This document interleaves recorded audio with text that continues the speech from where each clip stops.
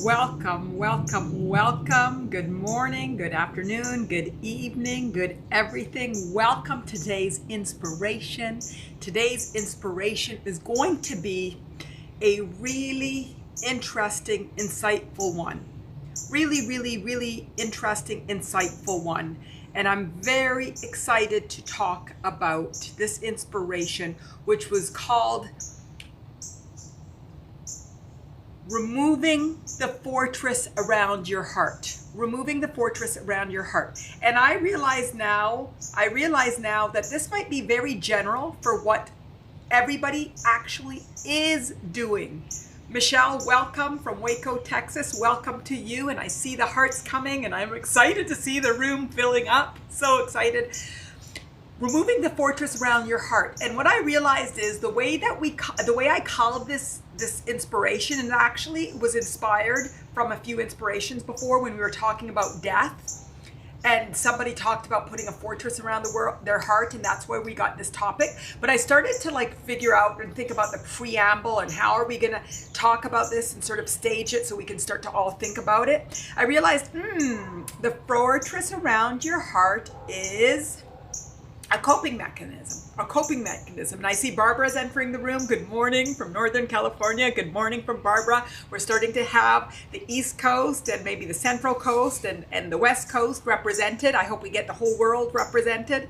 So it's a coping mechanism. Because what's a fortress? A fortress is ultimately a protection around you can call it your heart, you can call it your emotional body. It really is protecting you.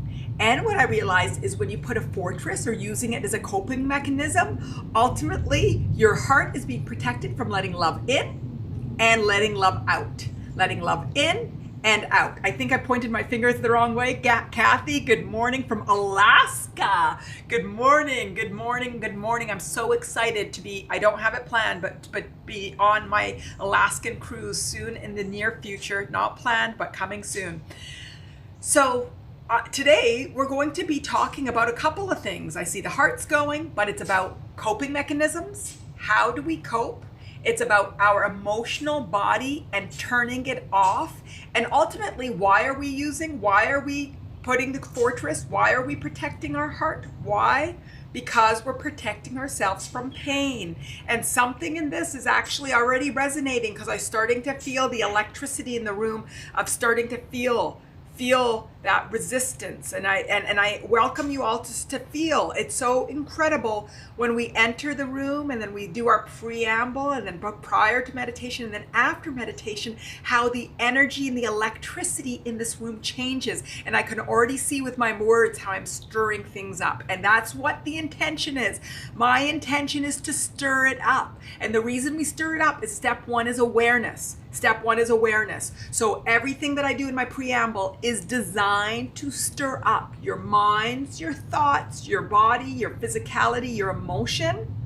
And then together we reestablish our beliefs on an egoic level, and then we can release. So step one, awareness. Step one, awareness. So my preamble is all about bringing out the awareness. So why are we protecting our hearts? Why are we turning off our emotional bodies?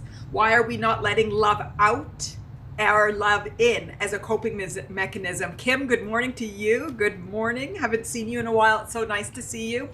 Why are we doing that? Because we are protecting ourselves from pain, from resistance, from sadness, from anger, from betrayal. List, all of you list in the stories. Why are, in the stories or in your chat, in the chat, why have you used any coping mechanism or any way of withdrawing love? What circumstances are? Relationships, experiences, not wanting to be disappointed, not wanting to be hurt, not trying to stay safe and secure. Could be anything that ultimately makes us gravitate towards turning off our emotional body, pulling off love. Kim, beautiful. Relationships.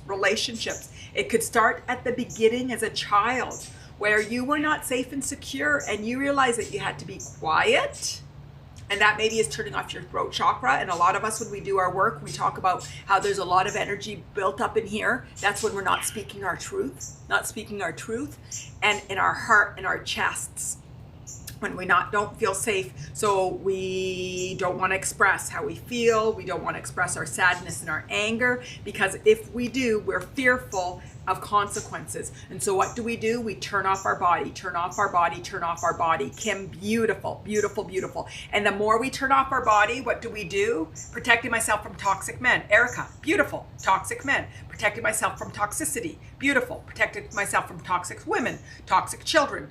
I don't think children can be toxic, so that wasn't really a very good thing. But you know what? When I was a mother and my children were babies and they cried, I had a judgment on myself as not being good enough, and I took it personally. And it's so funny, I think I talked about this during the last inspiration when I was in the airport last week and a baby was screaming their lungs off, like screaming. I smiled at the parents and said, it's not personal. And I wished that I had I knew it intellectually, but the feeling that I had that moment where I could look at them saying, you're doing a great job. That child is just expressing themselves very loudly in a very public manner right now, but it's okay. You're still doing a great job and you're amazing. So protecting yourselves from external factors that are making you feel bad. And my inspiration, my way of looking at it, it's actually, these are all here to help us grow and expand. So these experiences aren't bad, and these coping mechanisms aren't bad, and these toxic experiences aren't bad, because they're all catalysts for our growth.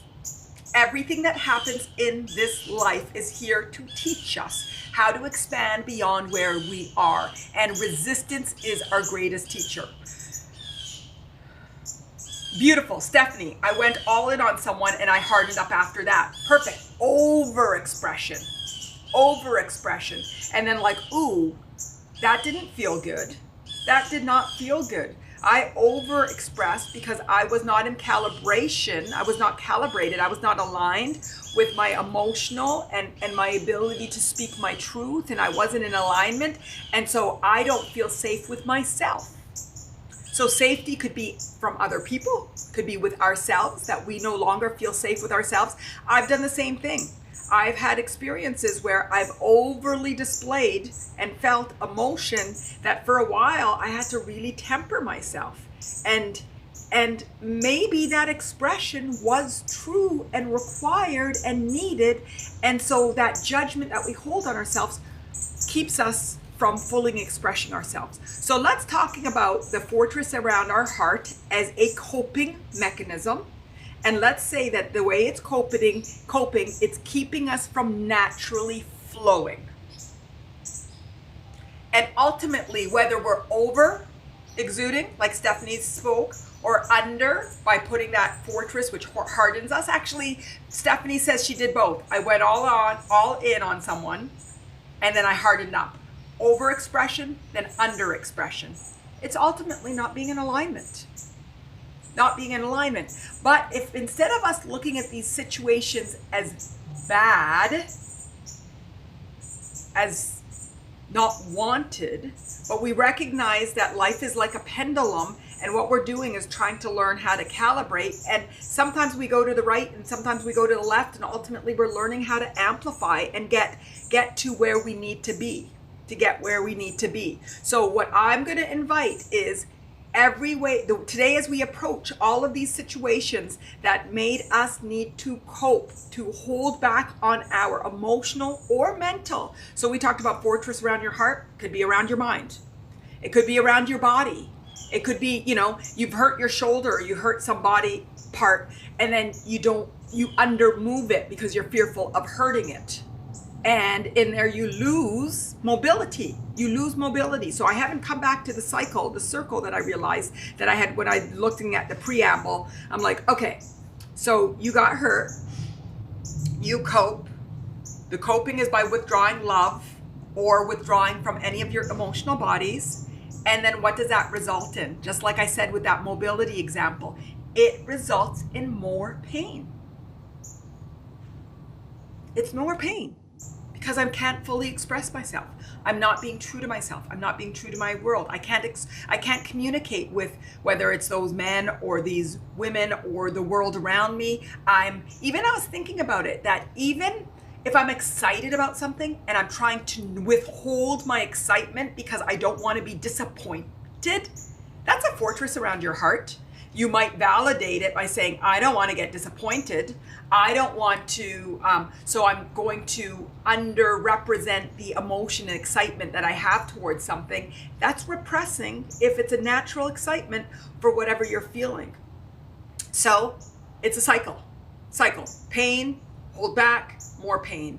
And what we want today is to recognize this cycle and to break away from it and to flow, to allow, to trust, to be, to accept.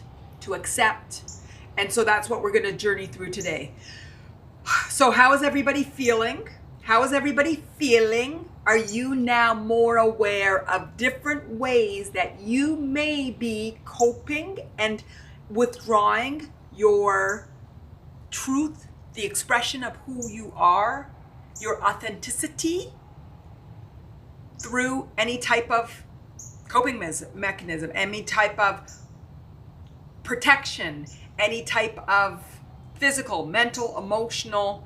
I'm going to repress who I am and be a smaller version of myself because that's what I need to do to be safe, which ultimately is we're allowing the external world to keep our internal light muted. And just like every inspiration, where we come back to, it's alignment with our inner power, trusting ourselves, trusting the earth that's here to support us, and trusting the universe that's here to also support us. And using our four bodies, our physical, our emotional, our mental, and our egoic, using our four bodies to help us find the flow, the trust, the alignment, the acceptance, and the love, and the love, and the love. So how does that all feel? How's everybody feeling now? And do you have specific examples of you withdrawing and just not being you?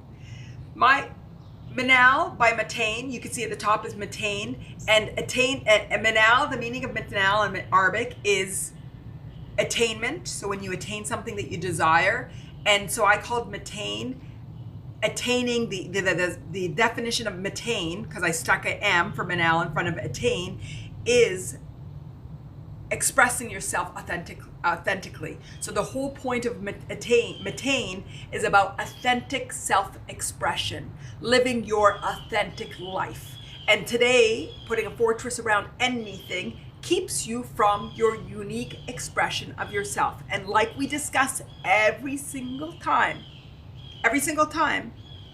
it's our conditioning that is our journey for these coping mechanisms.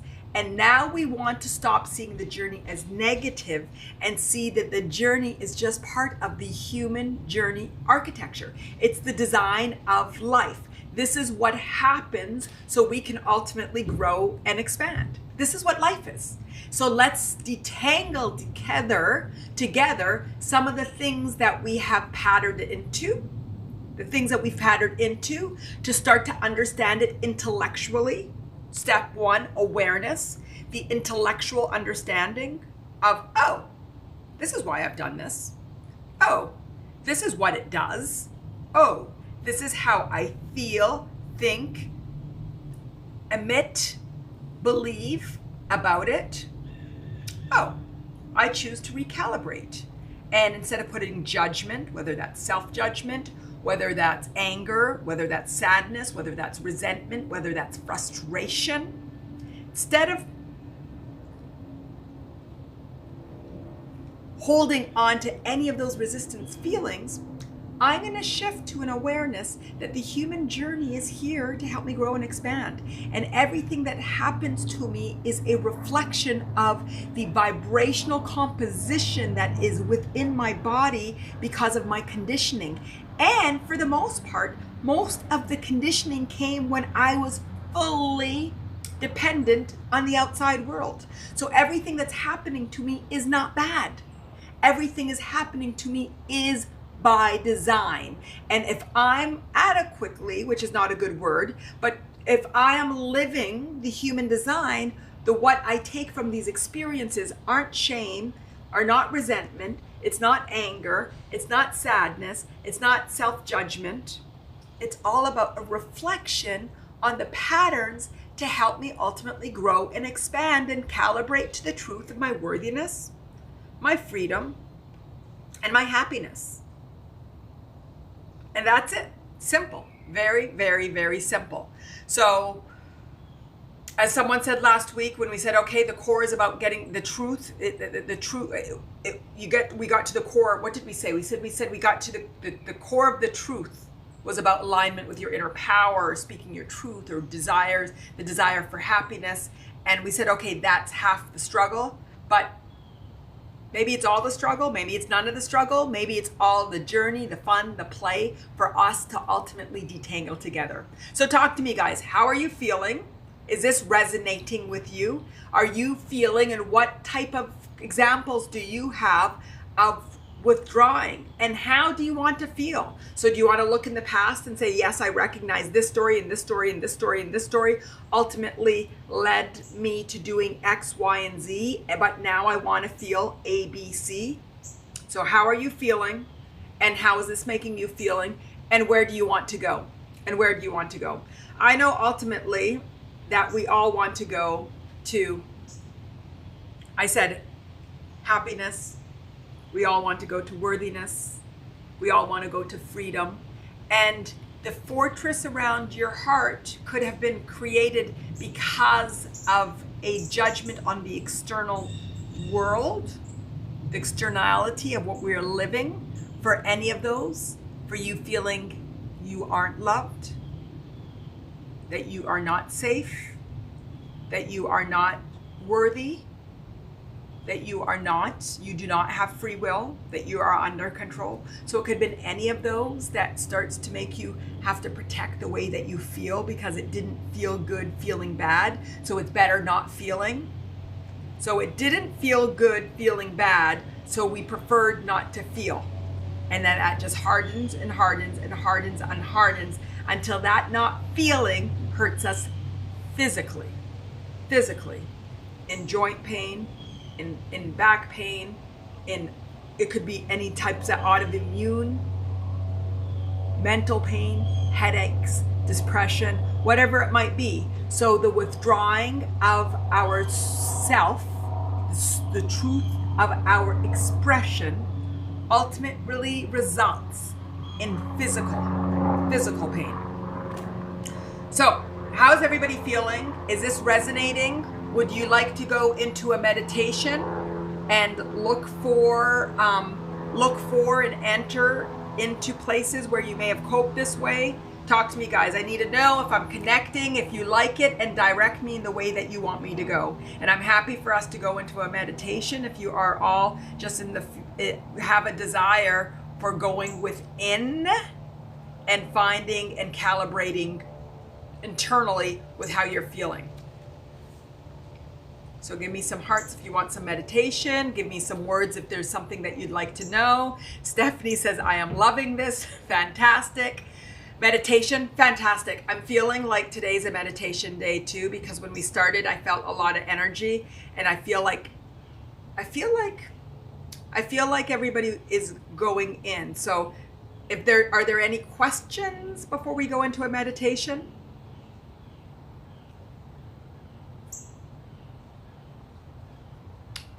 Oh my God, Deanna, I love that. Keeping busy all the time can actually be a fortress of protection.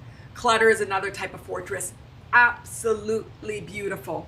Keeping yourself busy, avoiding avoiding other people, which is a sign of avoiding other people, avoiding life, avoiding your emotions. Fantastic. And that is something that I had been guilty of the past. It's like, okay, rather than feel and become aware of the things that aren't feeling good in my life, I'm going to do A and B and C and D, and my time is not going to be free for me to even think. And not even being busy physically, but you could be watching your Netflix all the time, scrolling through Instagram, TikTok, social media, news. Watching and overwatching news was a way of going into other people's problems and keeping my mind going. So Deanna, that's a fantastic observation, and love that you shared that. And clutter is another way. It's really interesting what you could see and what you could read about how people live and what their internal is. And what was interesting to me is most of my life on the outside, everything looked really, really perfect. Start opening those drawers.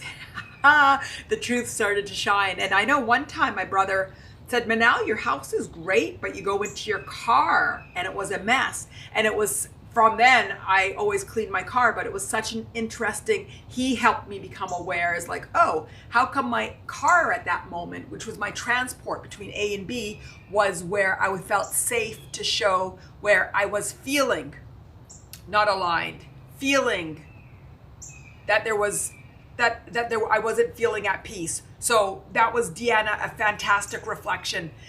Stephanie, I am becoming aware. That's beautiful. Step one is awareness. Awareness of your beliefs. Because ultimately it's our beliefs, our amazing beliefs, that when we gravitate and calibrate to them, that's what helps give us that sense of security and safety and love. So the belief that I am my purpose. I am. We know that all of these live inspirations we come to, I am.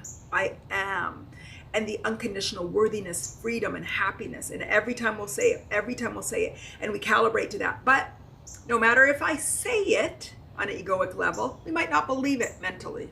Believe it. It's interesting because the egoic is where I always call our beliefs and identity. And then we talk about the mind and I say, I might not believe it. So those two beliefs, we realized a few inspirations ago, are actually two different verbs. My beliefs as a noun is different than my beliefs as a verb, what I believe. So these are my beliefs. And if I truly have beliefs of these beliefs, they are my beliefs. I am unconditionally free. I am unconditionally worthy. I'm unconditionally loved. These are my personal beliefs.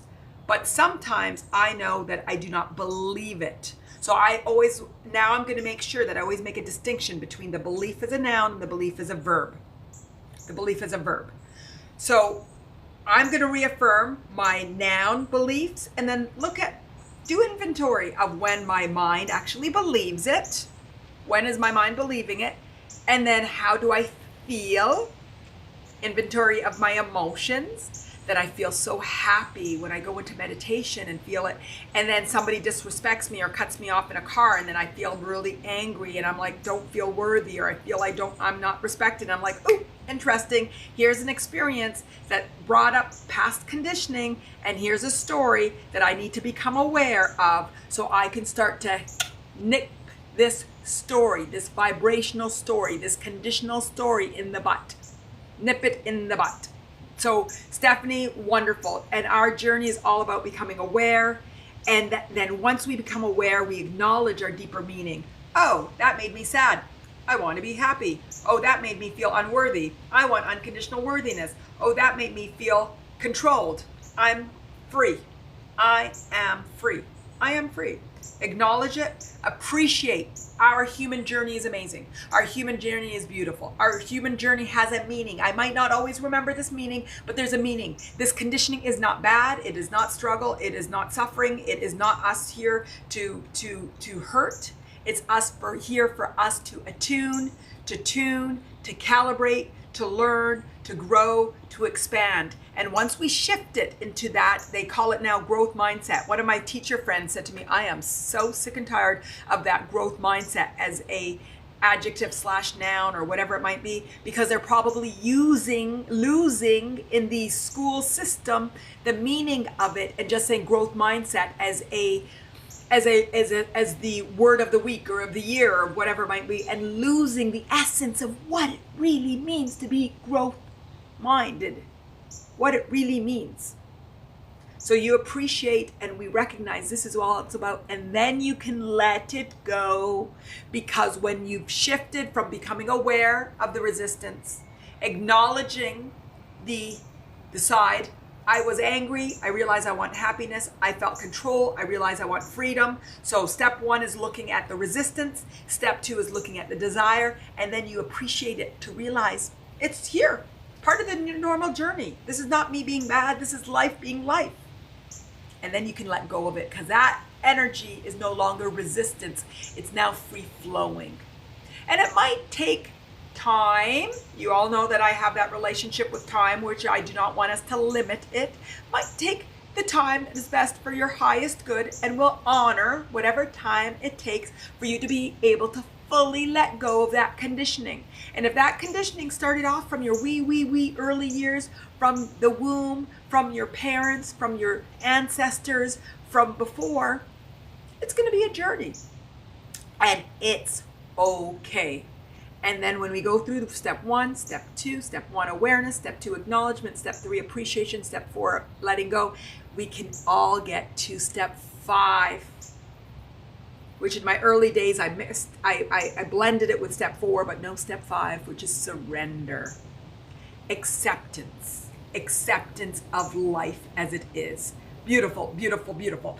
Kim, I have a tendency to freeze and go within. Beautiful. But when you're going within, if you are aligning with your inner power, that's fantastic. But I think when you say and go within, that means hiding. Hiding. That means trying not to shine. That means taking my light and diminishing it so I don't get attention pulled on me, versus reconnecting with the fire and the truth of who you are, realigning with your inner power, and then living and expressing your truth. Now, which one are we conditioned to do, and which one feels better? So I have a tendency to freeze. So Kim, her fortress, her coping mechanism. Deanna talked about being busy, clutter. Kim says freezing, and then going within. But what's our within? What is our within? Taking that light and diminishing it so nobody can see it and we can hide in the corner? Or do we want to reconnect with that fire? Reconnect with our truth. Get all of our light realigned. Recognize what our inner truth is. And then radiate it with such clarity that boundaries are set without us even saying a thing. And you all know I like to shift energetically and then allow everything to change around me rather than effort the physical changes. So beautiful, beautiful, Kim, that was fantastic.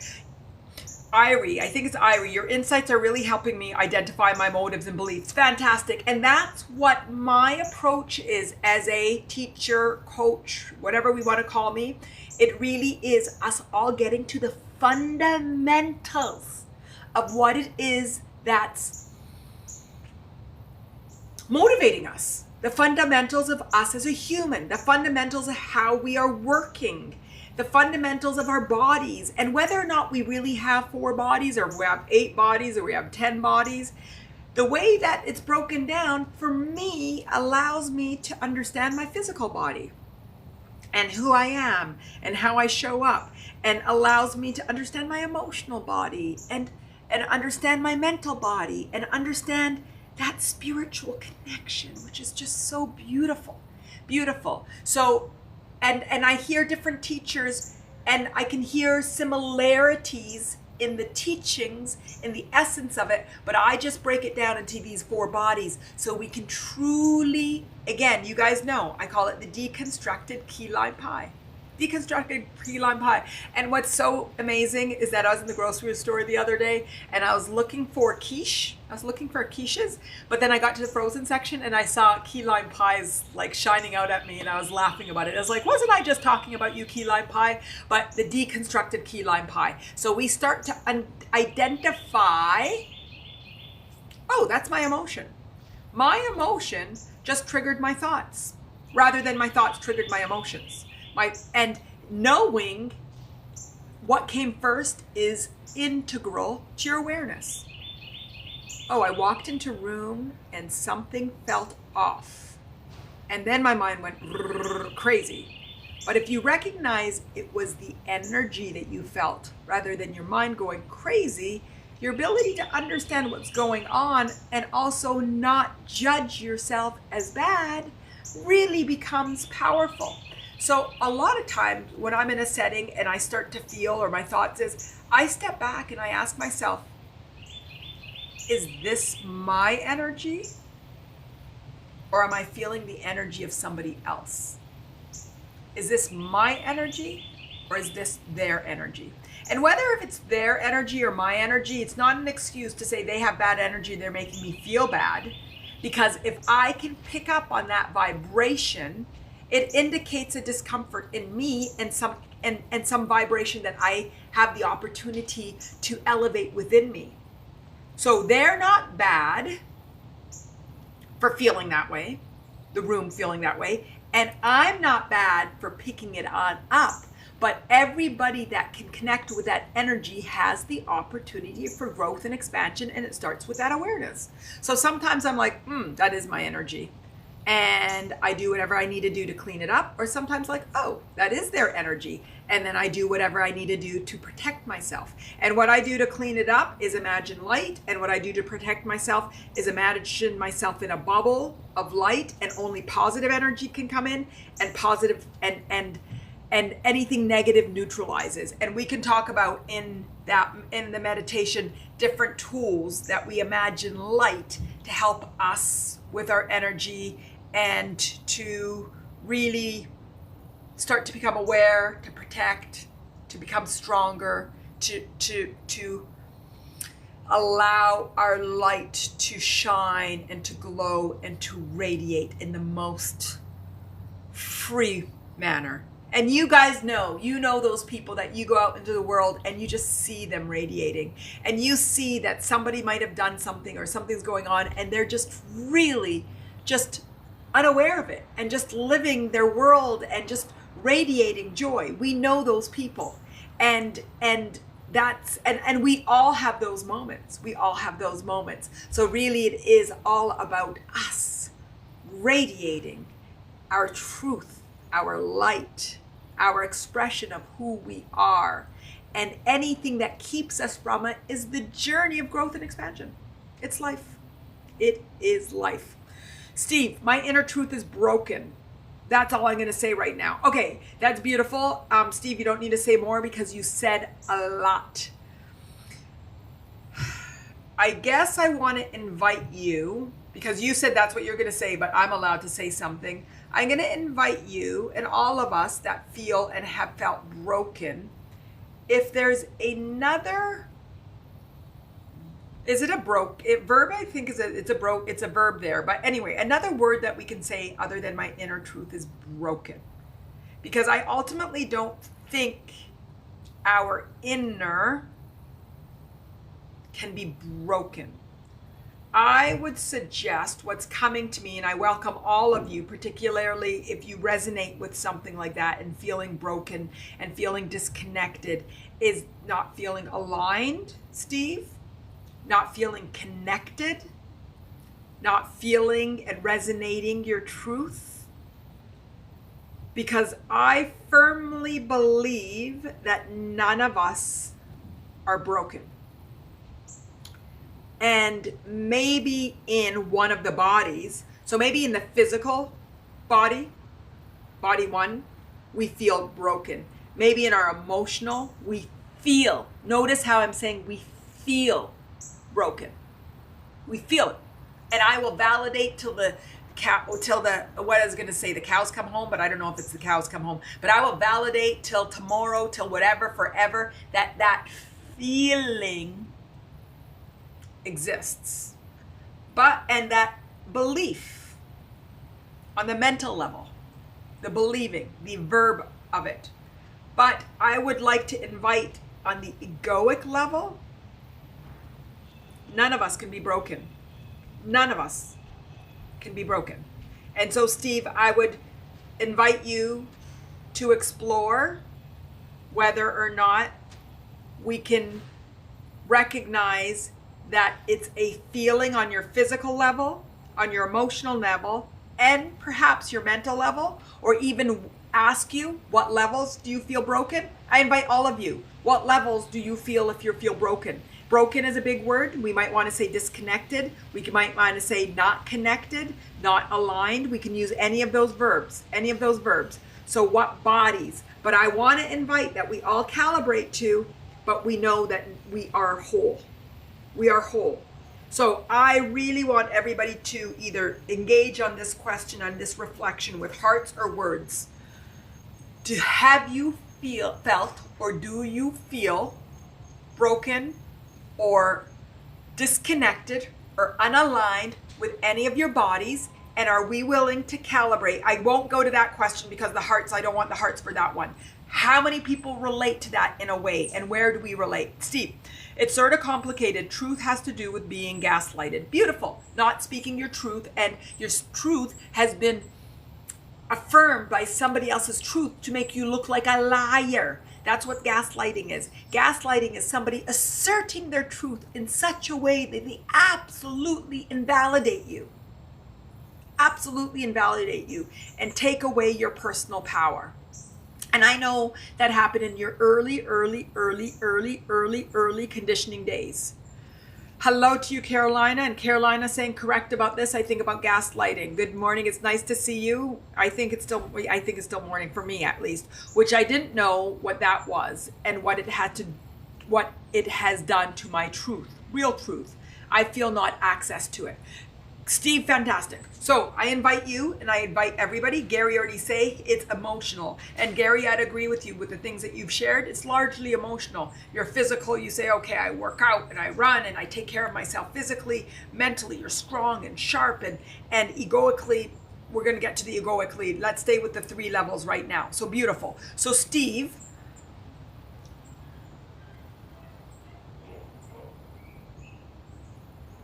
I'm feeling. I'm reading it again. I'll read it out loud again. It's sort of complicated. Truth has to do with being gaslighted. Beautiful. You were invalidated from the earliest of ages. And you were probably not ever given the opportunity to truly connect and express truth.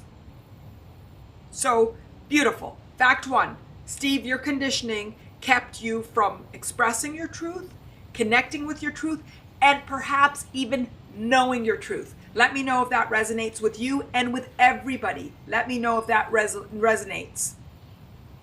Which I didn't know what that was. Beautiful. Knowing what that was. Beautiful, beautiful, beautiful. And what it has done to my truth. Now, I want to come to the egoic. It's done nothing to your truth. You just don't know it. You don't feel it. And you don't live it. So you don't have access to it. But we're going to get to that. We are going to access it. Today is wakening our ability to see conditioning, actions, things we have done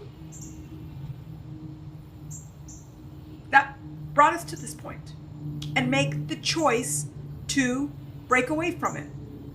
Rebecca says, identifying my own truth. Beautiful. Identifying it, knowing it, saying it, feeling it. And that's what we're going to go to. Kim said, yes. Rebecca, so hard. Tell me, how can I identify with what I need? We're going to do it together. That's what we're speaking to and doing together. Steve, 1, it's still happening. 2, yes, it resonates times 10. Fantastic. So Steve, number 1, it's got to stop happening. And how? We've talked about this in the past. If there really are things where you need to get involved, resources that are larger than you, then we go to that. Okay, we go to that. And if we need to talk afterwards, we go to that. But 1, it's got to stop happening. Now, the other thing is, where is it happening? Is it happening in the physical, or is it happening emotionally and mentally? And then 3, I don't know if I'm at 3 or 4. You guys have to keep me connected sometimes with where I am. But anyway, we're going to come back to egoic. Today is all about egoic. egoic. So Rebecca, I so need this. Beautiful. Carolina, being muffled or not being able to express my truth, so I became anti-confrontational and usually just shut down or refrain from situations where I need to speak up. Beautiful. So it seems like we can all relate to this conditioning. However, some of us might have it at higher amplified levels. Some of us might have stories that are stronger than others, or have a stronger emotional human reaction than others. The feeling for us all might be very similar, no matter what the event that created it, because ultimately at the end of the day, if you feel something and you feel it hard, whether it was a really significant event or a smaller one, you still have that feeling. The intensity might be different, the feeling, the storyline, and the bigger the story, it might be the bigger the lesson that you needed to be able to go inwards to overcome. Because everything that led us to it was external. And the truth, the path to finding the truth is going internal. So the bigger the external story, typically, and the younger it started, is typically the larger the conditioning journey that you're on, or that's part of your life journey / lesson growth expansion. And it's all fantastic. But we all relate. We can all very much relate to this freezing, keeping away from your truth. What is my truth? Who is my truth? How do I express myself? Which is fantastic, because that's what today is about, is us recognizing it. Step 1, awareness. What did Stephanie, wasn't it Stephanie who said, I am becoming aware? Step 1, awareness. So today we keep talking and everybody speaks up so we can relate to saying, oh, wow, yeah, that's how I feel too. Steve, good point. I like the way that you articulated that, because I have felt that bit my truth too. I felt that along my way. Your story is a bit more colorful, which allows you to express it much more explicitly, and that helps me find my words because mine is more subtle. Kim, it's so very emotionally abusive. Beautiful. And a lot of these things, you guys, is giving our power away. And again, when we were babies, we weren't giving our power away. We were powerless. We were powerless. So the conditioning that we picked up as babies, we were powerless. So again, it's the human design. If we want to go why and why, we can talk about that and get into circles perhaps. You know, again, I come to the human journey. It's the architecture of the human journey. And whether or not you believe you had different lives, this is your only life. There's a soul, the soul carries on, but there's a growth and expansion that's here that we're living. We're living. So if it happened when you were dependent, fully dependent, had no control, then it's a bigger conditioning story for you, because we were dependent until 18, maybe 12, maybe 6, maybe. Really interesting if we could also look within our own timelines and look and see, when did I ultimately feel independent, and did I ever? In the US, it tends to be at 18. In a lot of cultures, it's when you get married. In some households, you might not even get it till you're in your 40s, your 50s, your 60s, or till your parents pass away. In some lives, we might never ever feel it. But that's okay, because that's again part of the growth that we're looking at. When do we align up with knowing that we are not in control, because it's not about in control, but in alignment, in trust, alignment with our inner power, alignment with our truth, alignment with who we are, and recognize that we are supported equally as anybody else on a spiritual level and on a physical level as well. Good, guys, good. Okay, Kim, it's so very emotionally abusive. Totally,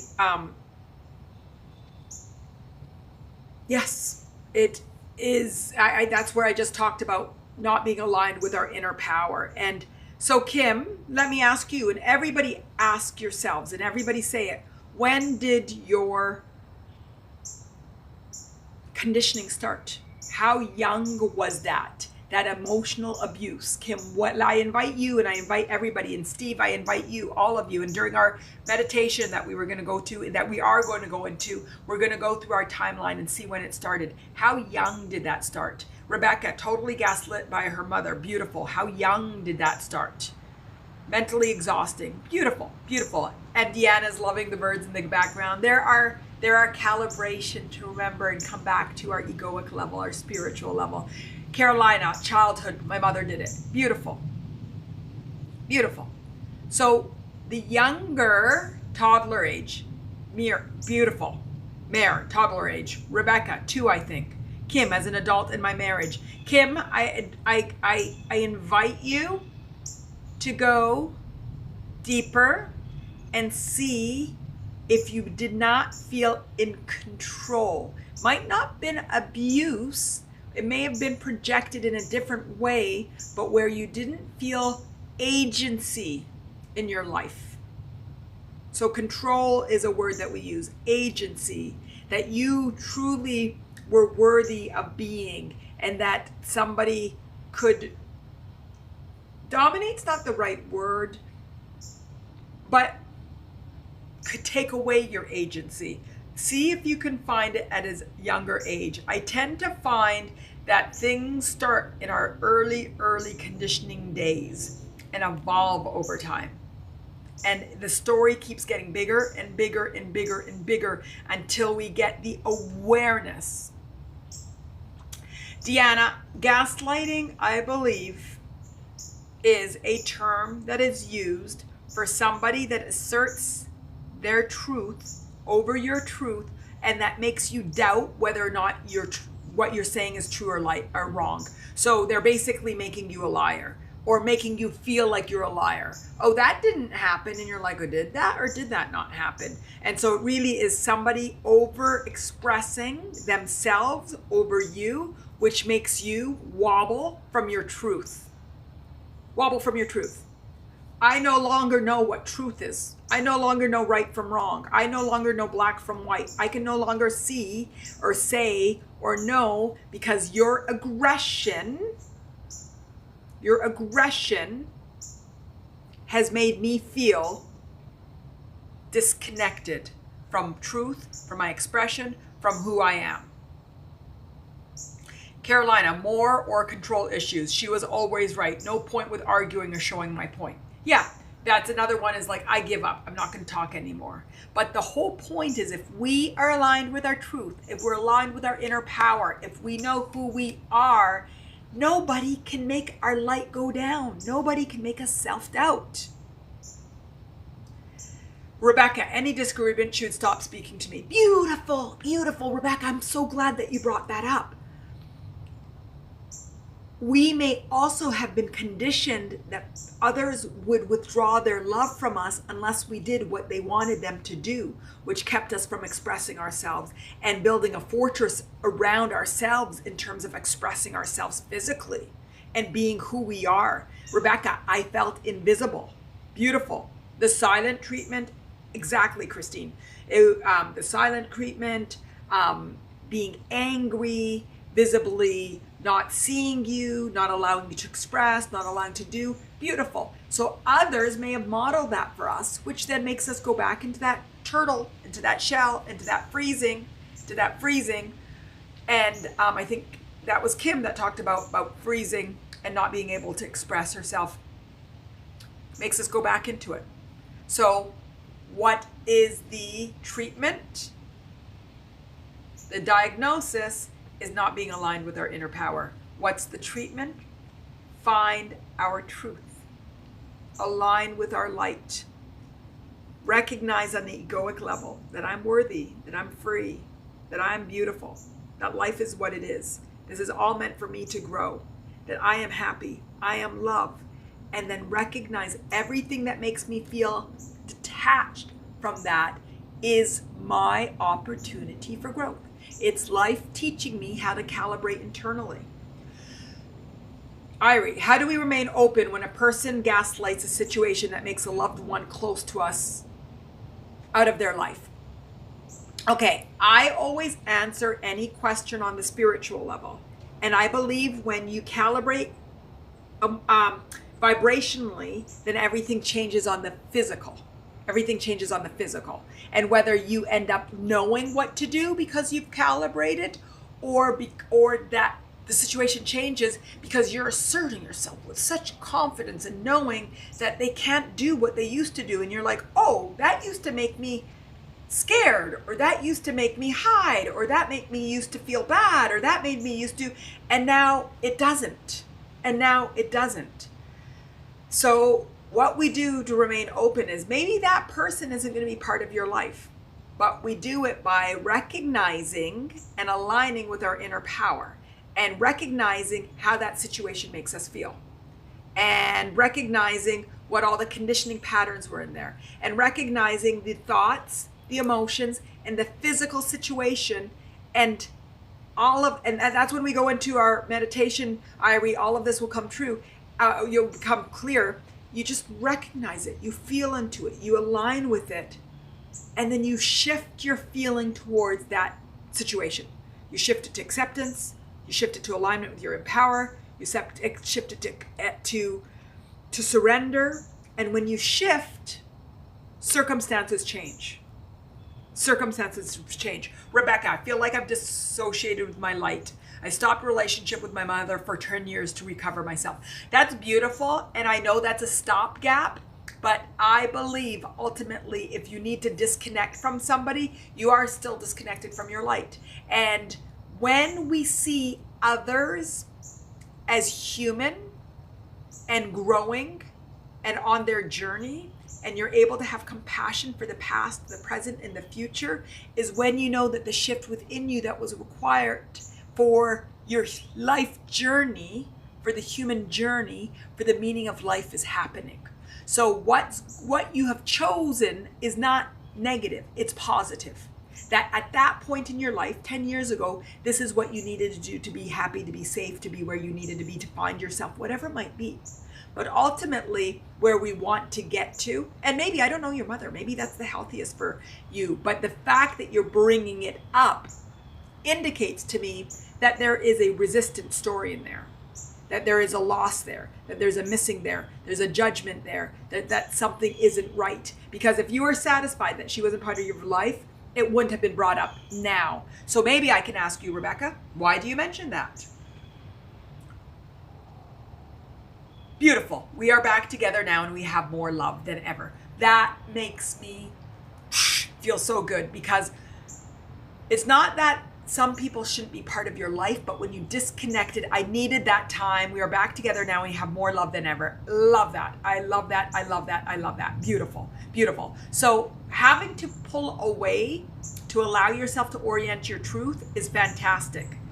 And it's sometimes what we need to do, but ultimately, your ability to find compassion for everybody in this world, non-judgmental love, non-judgmental justice is the word that I love from Seed of the Soul, but non-judgmental acceptance and compassion is when you know that you've aligned with spirit, that you've aligned.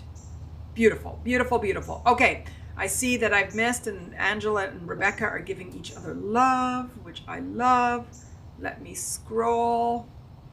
I see some beautiful. Carolina, in the other end, we stop speaking people to stop the abuse and standing up for ourselves. Beautiful, and I just addressed that. Sometimes it's healthy. I think long-term, it's another way of building a fortress and withholding and ultimately getting to a place of compassion and love. It doesn't mean you're going to be best friends.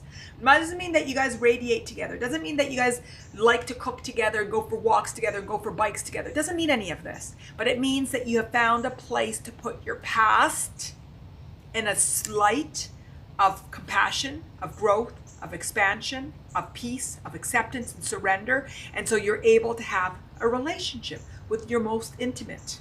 Beautiful. Carolina, beautiful, beautiful, beautiful. So that fed beautifully off of Rebecca's comment.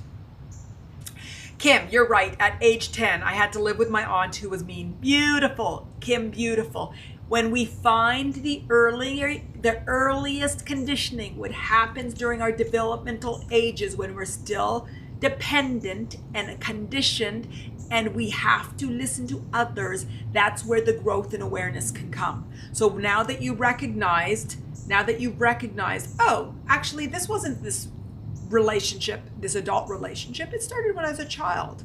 I lived with an aunt and she wasn't kind to me. And I started to have to feel, and I felt abused. And now you can start to see those patterns that have developed until where you are now and break away from them and break away from them.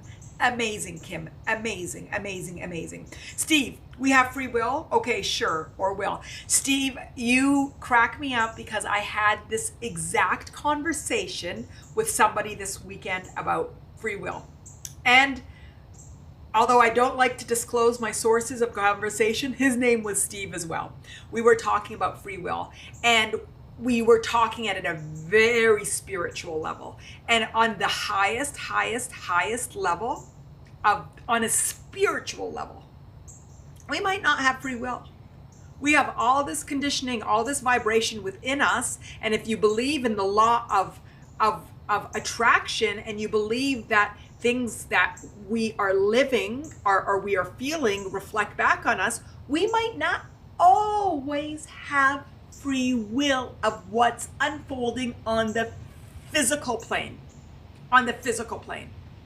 So there is a dimension that we do not have free will. It's so interesting that you're talking about this, Steve, because we had a fantastic conversation about this over breakfast.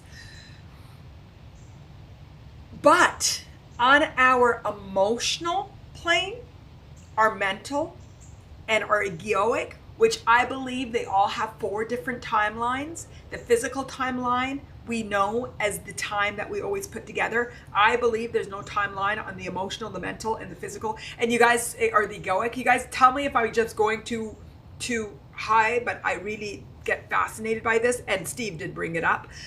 There's different timelines. We have will over that. And sometimes we don't have will over our emotions. So when we talk about feeling the emotion in the room, when we talk about grieving and mourning, and we say honor the way that you feel, sometimes we might not even, because what's going on in the physical is creating an emotional reaction. So we might not always have free will there. But we have will over our thoughts, and we have will over our beliefs. And with the will of our thoughts and the will of our beliefs, it manages this egoic level and the physical choices. So no. So anyway, we have free will. Okay, sure. So no, I agreed with you that we don't always have free will. Our will, choices, and being can be controlled at times. Absolutely. We just talked about that. People can't, don't want to wrap their minds around that. I agreed with you. So now that negates those. Happens quite common, not to get deep. Look at Jesus, for crying out loud, laugh out loud, don't shoot the messenger. Steve, I agree with you. There is a level that things happen. And that's where, on a human level, finding acceptance and surrender to the physical expression of life. But then, what do we want to do with it? Oh, woe is me, life sucks and everything is terrible? Or am I going to go to, oh, why are we living as humans? Why are we here? Why does this happen to innocent children? Why does this happen to people? Why is this cycle like this? And we start asking the questions. And when we start asking the questions, it brings us to here. Now, Insight Timer, to different spiritual gurus, to looking around in life, to growing ourselves mentally, to exploring what life is, to religion, to spirit, to God, to whatever it might be. And then we start to explore the beauty of life and the mystery of life. And then we go within, and we recognize when we go within that we're connected to this bigger, where we can get even more answers. So Steve, tell me if that works with you, and if you like it, and if you had any thoughts, because you always make us go deep. And Gary does too. Manal, I'm thinking my first problem with feeling unworthy. Rebecca, that's all beautiful, magic, all connected, beautiful. Okay, I'm going up and down depending, because I know I haven't covered everything. Manal, I'm thinking my first problem with feeling unworthy actually started at age 19. Knowing my history, is it possible? Gary, I would want to push you even further. I would want to ask you, were you a firstborn and then a secondborn came and displaced you and you felt unworthy? I'd really want to start to push a bit more and seeing at a younger age, because at 19, you're starting to become independent. And I feel like your vibrational story and your conditioning story. So if we go with Steve and say we don't have free will and that we come in. So let's go with this vision, guys, with this sort of vision. We come in and we're a sponge, and this sponge is starting to collect a lot of different vibration. We're picking up what's going on around us. Okay, so we're babies, we're fully dependent, and then our mom gets upset because she's fighting with your dad, and even though we don't speak yet and don't see, we feel, and that comes into us. And then you're crying because you're wet, and then somebody doesn't come and change you right away, and then you start to feel unsecure and uncomfortable, and that vibration pulls in you, and whatever. We start to get all these vibrations in us. Then we start growing as a child, and these vibrations start to come into how life unfolds. Start to come into how life unfolds. And then we are still dependent. So they'll say, stop talking. Talk only when you're asked, and don't express yourself, or however, or maybe you got unconditional love, whatever it might be, but you weren't free. I love you, baby, I love you, but don't go near the pool. Don't go near the street. Come near, whatever those conditioning is. That's all that's in us. And as we grow older and older and older, our life stories start to show this conditioning. And nobody is bad. Our mom and dad isn't bad. Our caretakers aren't bad. It's life, because they were conditioned. Everybody's conditioned. So Gary, I would want to push you even further and say, what happened in your earliest days that was a small, insignificant, to put this small story of life is difficult, life is struggle, life isn't easy, I'm not secure, I'm not well, and that sort of started. So that's what I would say to you, Gary. Tell me how that feels. Rebecca, I feel like I dissociated with my light. I stopped relation. We talked about all this and we got some love. I needed that. Beautiful. I needed that.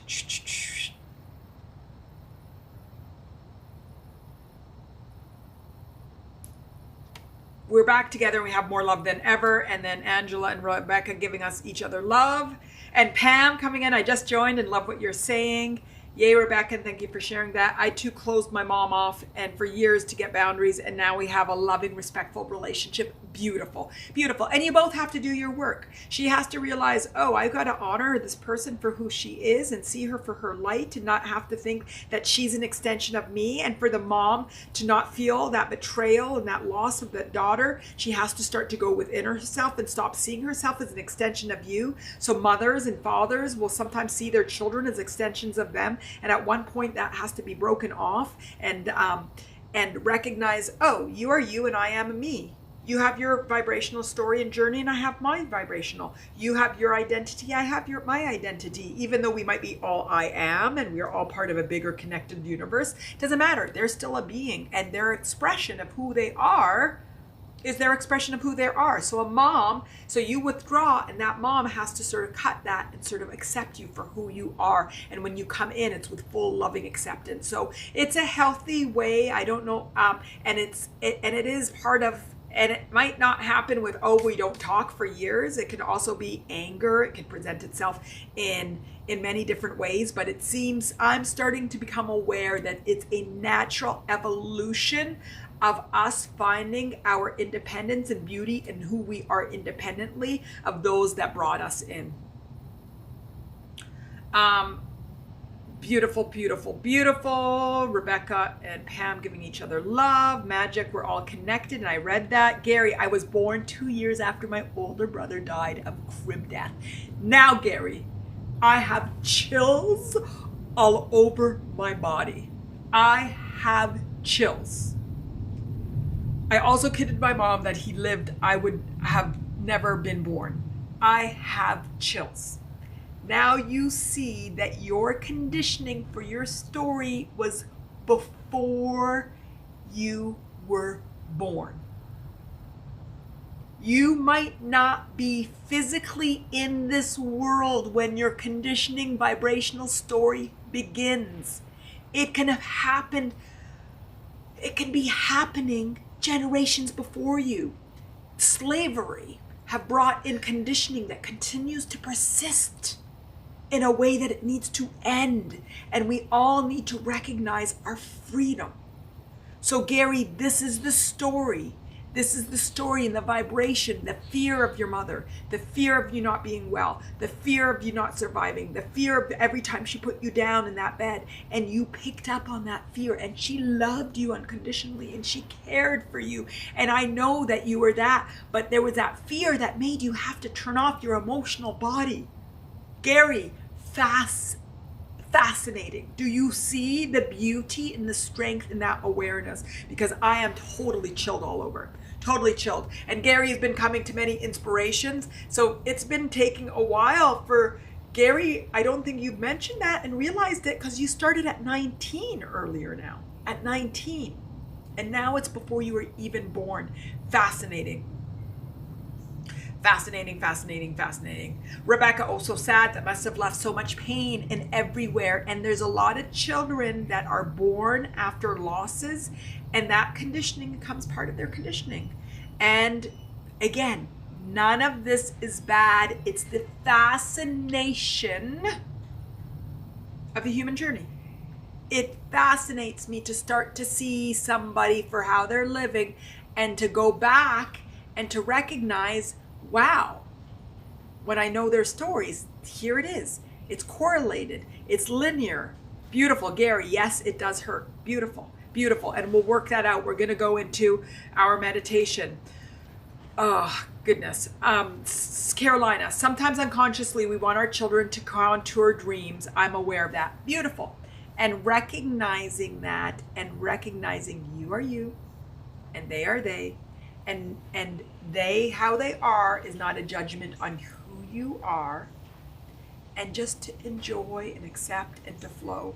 And children and parents and dogs and cats and dependents and friends are all here for us to grow and expand. We're all here for each other. It's the relationships and the most painful one, and I say that to you, Kim, sometimes the most painful ones. I say it to all of you, but I know Kim's story, and she was talking earlier on. It's actually Steve, it's Gary, it's all of us.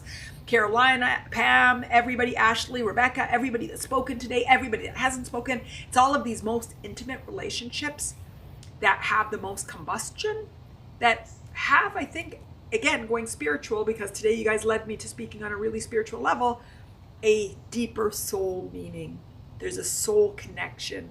There's a soul journey. There's something way deeper than the physical that we're living, and it's beautiful. And so sometimes when I think of some of those pains, and then I go to the spirit level and go to the egoic level and just recognize and sort of try to envision, now this is Manal playing, but envision our souls sort of agreeing beforehand in a different dimension, like, okay, then we'll go to Earth School, and you'll do this and I'll do this, and we'll play together, and then we'll this to contribute to our growth and our expansion. And it's going to be, let's see how our humans deal with this. So I almost imagine sometimes my soul agreeing with other souls about how this life will turn out. And sometimes I play the game. These are my games, you guys. These are my games. These are not teachings. These are Manal's games. Let's be very clear. I'm not teaching. I'm sharing with you how sometimes I go. And then sometimes I think to myself, oh, I know that this girlfriend, I know she's been in my life before. I know that there's more, the way that we're connected and understand each other. I know this is more than this. And I try to think about where we were and how we were out. But anyway, I digress. I do digress. Beautiful, beautiful, beautiful. Rebecca, I had 2 brothers, late, stillborn when I was 2. Beautiful. So how did that impact your mother? Mean. Harsh, difficult, unfeeling, cold, removed, grieving. What you experienced of your mother was likely a consequence of her not wanting to love a child because she lost 2. Can that help you shift towards giving even love and compassion to your early days and forgiveness, because recognizing that you're both so connected on a conditional journey. You as a dependent, her as your controller, your caretaker, your whatever it might be, but she had her life difficult journeys, losing anybody, particularly 2 babies, after carrying them. I don't want to take us there vibrationally, but recognize why you probably had the cold mother that you had. A lot of mothers disconnect in life when they can't connect during loss. Loss, particularly any time that the baby was in your womb. So Rebecca, that's beautiful. I think that awareness is a beautiful awareness to ultimately help you recognize that part of it was a human conditioning that your mother wasn't even in control of. And it's all just part of the beautiful, beautiful life journey that we all live. It's all part of the beautiful life journey. Angela, my mom refers to me as the now or never baby, feeling as if my sister was the favorite. Fast forward 42 years later and she passes unexpectedly, left with survivor guilt since her favorite is gone.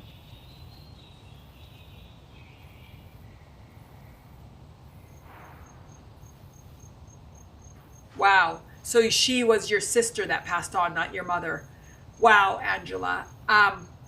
Beautiful, beautiful, beautiful. And that judgment is beautiful because always from the beginning, you never felt worthy and your sister passed and you still don't feel worthy. So if you could sort of see that there's an amplification of a vibration and a feeling that you had from day one, and then external conditions, particularly the loss of your sister, continues to amplify that. And the way out is through seeing yourself not as a gap holder, but for the beauty of who you are and accepting that journey. And obviously, it's not going to shift when I talk to you intellectually now. It's not going to shift when I talk to you about it mentally. It's going to shift when we go into the body and feel the feelings and recognize all of this. But it's absolutely an amplification of that earlier vibration of feeling, I'm not worthy, I'm not the favorite, I'm not preferred, I'm a now or never type of decision, and I was never really wanted. So that feeling of abandonment, worthiness, happiness, love. And so we'll get into it. Tell me whether or not you have any thoughts on that from what I spoke to, Angela. But it's interesting, and I'm sorry for your sister's loss, and I'm sorry that your sister's loss has amplified your feeling of unworthiness, but that's your conditioning, and that's your conditioning that we're going to break through together. And if you see, everybody's talking intimately about all of their different conditioning and what we have to work for. So it's beautiful. So tell me how that resonates and tell me how you feel, Angela. Deanna talking to Gary, Emma talking to Gary, all this love. Rebecca, Gary saying he feels his love as I scroll through to see what I missed. Emma, yes, I love that explanation of Leela. I don't know what you're referring of Leela. It's Gary speaking to thank you, everybody. I feel your love. It's really appreciated. And this is what the beauty of this, of us together. We talk, we share, we recognize that we're all human. We recognize that these are all stories, and stories not in a negative way, but stories in a positive way. It's the human experience. It's our human joy. These are stories, and these stories and experiences are real, and the feelings that we have from are real. But the point of them isn't to have them and to feel limited by them and minimized by them. It's to have them to grow and expand from them through awareness, acknowledgement, appreciation, letting go, and surrender. So beautiful, beautiful, beautiful. Rebecca, that makes so much sense. Thank you. Wonderful. Angela said yes to when I was speaking, so I think it's resonating. Ashley speaking to Gary to Rebecca. Stephanie, I just realized it must have been so hard for my mom. And that the time not be allowed to take, and at that time not being allowed to talk about it. Still doesn't, my mom's friend has let me know some things has let some things slide. I just realized it must have been so hard for my mom, and at that time not being allowed to talk about it. Still doesn't. My mom's friend has let me know some things. I think that's what it says, that last sentence. Beautiful. Stephanie, yeah, so your mom built a fortress around herself because she's not allowed to express, and she's not allowed to speak, and she's not allowed to share. And so in that, she's not expressing her truth. And what happens when you don't express your truth? This is what we've been talking about for the last hour and 15 minutes. We wallow up, we close up, we lose our light, and we're not happy.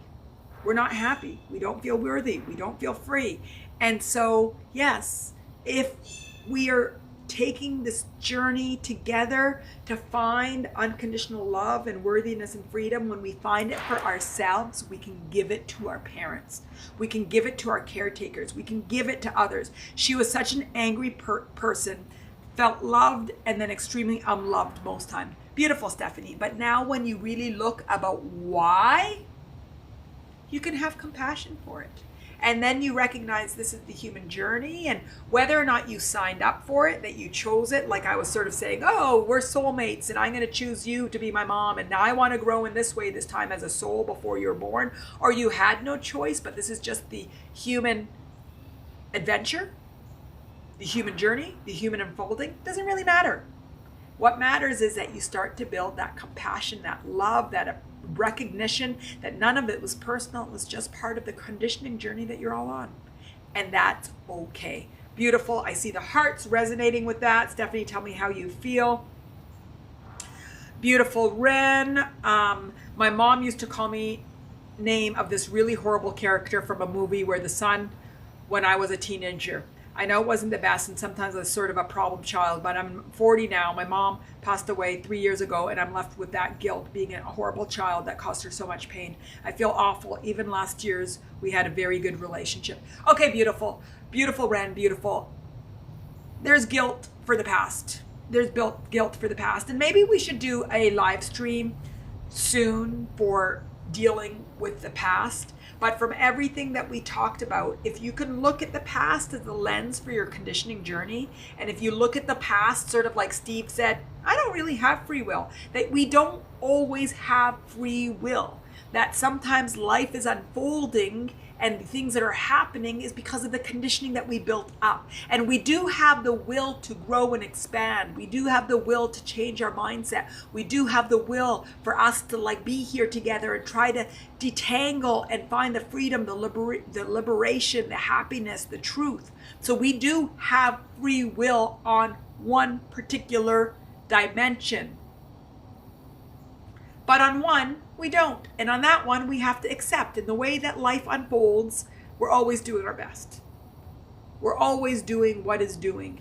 And we really have to find that love, and not we have to, but I would guide us all to find that acceptance and that surrender and that appreciation for the past. So tell me how that resonates, Rem, because really, truly, what I want you to get back to is that we had a great relationship, that you went through and you were a teenager and you had your time and you had your time of growing and her time of growing, and it's all okay. And that you could smile at some of the antics that you did and the way that your mom did it, and look at it then and realize, just like that girl crying in the airport, he's screaming her lungs out. And I looked and said, it's not personal. That wasn't personal. And I know it wasn't personal. And most of us that have babies now recognize, after our babies grown up, that transition, that journey wasn't personal when they cried. So you weren't personal. What you did to your mom wasn't personal. It's just part of the journey. So let's see if we can shift that. And we will go into the meditation. Hopefully you can shift that as well. Beautiful. Angela, unworthy from my earliest memory. Beautiful. So Angela, it's clear to me that unworthiness is the one that you're going to keep having to recognize in life. When things happen, it makes you feel unworthy. Oh, there's my conditioning again. Oh, there it is. I see you. Oh, I see you, unworthiness. And I'm going to recognize that I'm unconditionally worthy. I see you. I smell you. I hear you. I feel you. But I know the truth. and the truth is on my worthiness. And that's part of your conditioning. It was part of my conditioning. I think it's part of everybody's conditioning. It's about, again, how much of your conditioning story and how extreme was the conditioning stories of this worthiness. But I think all three of them to some degree, because no matter how much unconditional love, sometimes people aren't happy in circumstances external, so they're calibrating to unconditional love. No matter how free you feel, sometimes there's elements that you might feel financial freedom, but you don't feel freedom because you have somebody that's ill that you're taking care of, or vice versa. So we're all growing, and so what I want you to see, Angela, that's your journey. That's your conditioning journey, and we're going to work it out together here in the inspirations, my meditations. Join Attaining Your Authentic Life, the group, and let's keep talking till we work it and grow it out together. Beautiful. I see a lot of love from everybody. Stephanie said, yes, the word was talk. Red, no child is horrible. Beautiful. Stephanie, she was such an angry person. Oh, then we talked about this. Emma, Leela equals a sacred agreement to learn by playing human. Oh, beautiful. Okay, I love that. I never knew that word. Leela translates to play in Sanskrit, I believe.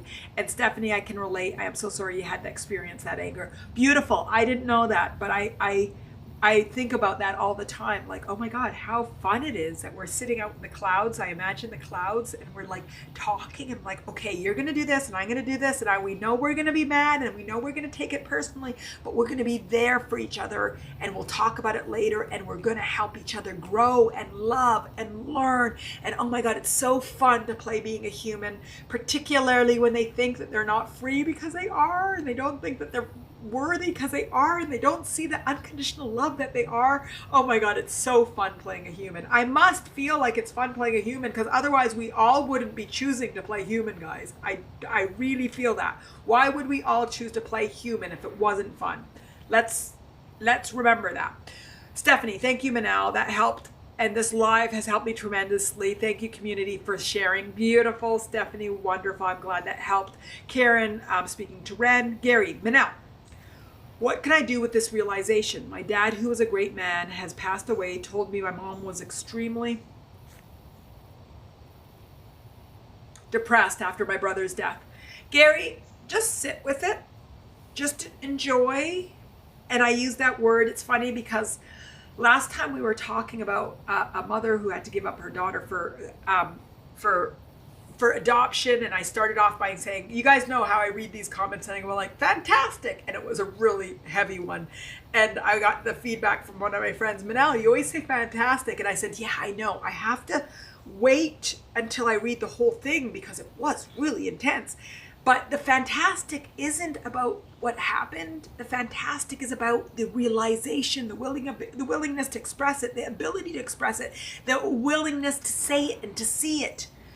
And so I hope you guys know when I read these things and I respond positively, it's not the story, the physical I'm responding to, it's the desire for growth, the willingness for expansion, the ability to share things that we hold in so much pain and shame, and the desire to express it because we want to grow from it. So Gary, what can you do with this realization? Flavor it. You know, I always talk about being a connoisseur. Just feel into yourself as that baby, as coming into the world to replace a baby that has died. And just feeling those sensations that you may have experienced that you disconnected from. Because you know why we know we disconnected? The first time you spoke on this, on any live stream, you said you didn't know what emotions were. You couldn't feel your emotional body. You couldn't connect with yourself. The first time it was that essence. So now you realize that you closed yourself off because your mom, you said my mom always spoiled me and was extremely mean to my older sister. So your mom probably blamed your sister or had resentment towards your sister because it reminded you of your sibling. I don't know if it was a boy or if you said it was a brother or a sister. Maybe if it was a girl, I could understand a bit more. If your older sister maybe preoccupied your mom and so it made her feel disconnected from the baby. And so whatever the story was, there's a story in there. But start to feel and go into yourself in that timeline like we do in meditations and sort of connect with that baby, how he may have felt, how your mother felt, how your sister felt, how your dad felt, and just give them all love until you can really feel, when you speak of the story, the storyline, so we're going to call them stories, where you could feel compassion and love for everybody, for all of the characters, for recognizing everybody had a conditioning play in it, and that you recognize it. Not that this was personal, it was all part of the conditioning. My older sister is a wonderful person and is now a psychotherapist. Beautiful, beautiful. How your mom treated her led her to being a psychotherapist and to understanding deeper, the deeper stories, the deeper scars, the deeper feelings. So I think it's fascinating. So was the sibling that died, did you say if it was a boy or a girl? I'm just wanting to know for my own curiosity. Let me see. Jody Need. I'm trying to be thankful. Boy, okay. So your resentment probably was that your second baby came and your mom was focused on your sister rather than the baby. Perhaps. I'm just making it all up. If it was a girl, it was a resentment for loss of the girl. It reminded her of the girl. That one was easier for me. But your mom resented your sister for the loss of the life that she had for whatever reason. And she was the one that she was able to project her pain onto, while you are now a replacement for the other baby that was to be spoiled and taken for. And then finding Rebecca, like my mom resented me. Exactly. Beautiful. So it's just part of like, just feel it, taste it, go into it. And you want to get to a place of unconditional love. Find that love. Find the love for you, for the story, for your sibling, for your sister, for your brother that lost, for your mother, for your brother. And just wait till that story is now just part. And then look too, Gary, for other places in your life that you started to disconnect. When did that start to see that was overwhelmed to feel feeling? When did you start to build up those coping mechanisms of taking off feeling away from emotion? And looking at that at 19 is when you defined it, but really no, it started from day one. So sort of look for that on the timeline. And that's the way I would suggest. And that's what I would say. And let me know if that resonated, if you have any questions. Jody, I'm trying to be thankful. Gail, as a mom who's lost a stillborn, I feel for my daughter born after this. Gail, beautiful that you're recognizing that she inadvertently may have felt some of the resonance of the pain, the resistance that you felt. But again, I want us all to have, I protect her too much, beautiful. But what I want us to have is love and compassion. As much as we're aware of these stories, we're aware of the resistance, we're more aware of the mental, the emotional, all of these things. But the shift we want to go to is a shift of compassion. So we look through the past to understand the present, and then the future we look for growth and expansion. And we look in the past with a lens of acceptance, a lens of compassion, of surrender. We try to be in the present of a place of being, of love, happiness, acceptance, surrender. And we look into the future. Guys, guess I'm saying the same thing, with a lens of trust, growth, expansion, acceptance, surrender. So maybe when we go, well, actually, no, we could look in the past and growth and expansion. Maybe all of it applies. In the past, growth and expansion. Everything was here to help us grow and expand. The present for growth and expansion. And the future, acceptance in all of them. I don't know. I just sort of went in circles, but you guys got me. I was so grateful for her. I named her Angel. Oh, Gail, that's so beautiful. Beautiful. And it's all about understanding. Understanding so we can accept. Understanding so we can love. Okay, Jody, I've been trying to read this. I'm trying to be thankful for what my 31 years of marriage gave me. 2 amazing daughters, but realizing I need to move on. The need came before your statement, and so it's so funny because you fixed it quickly, but it came before my feed. Beautiful, beautiful, beautiful. And I have that same experience, and I recognize I've got 2 amazing daughters. I've got a son. It's given me a sense of liberation, of freedom, of worthiness, that this was my vibrational story, and just finding beauty in all of it. So I think that's absolutely beautiful, and I just love how we all share and we get from each other's stories.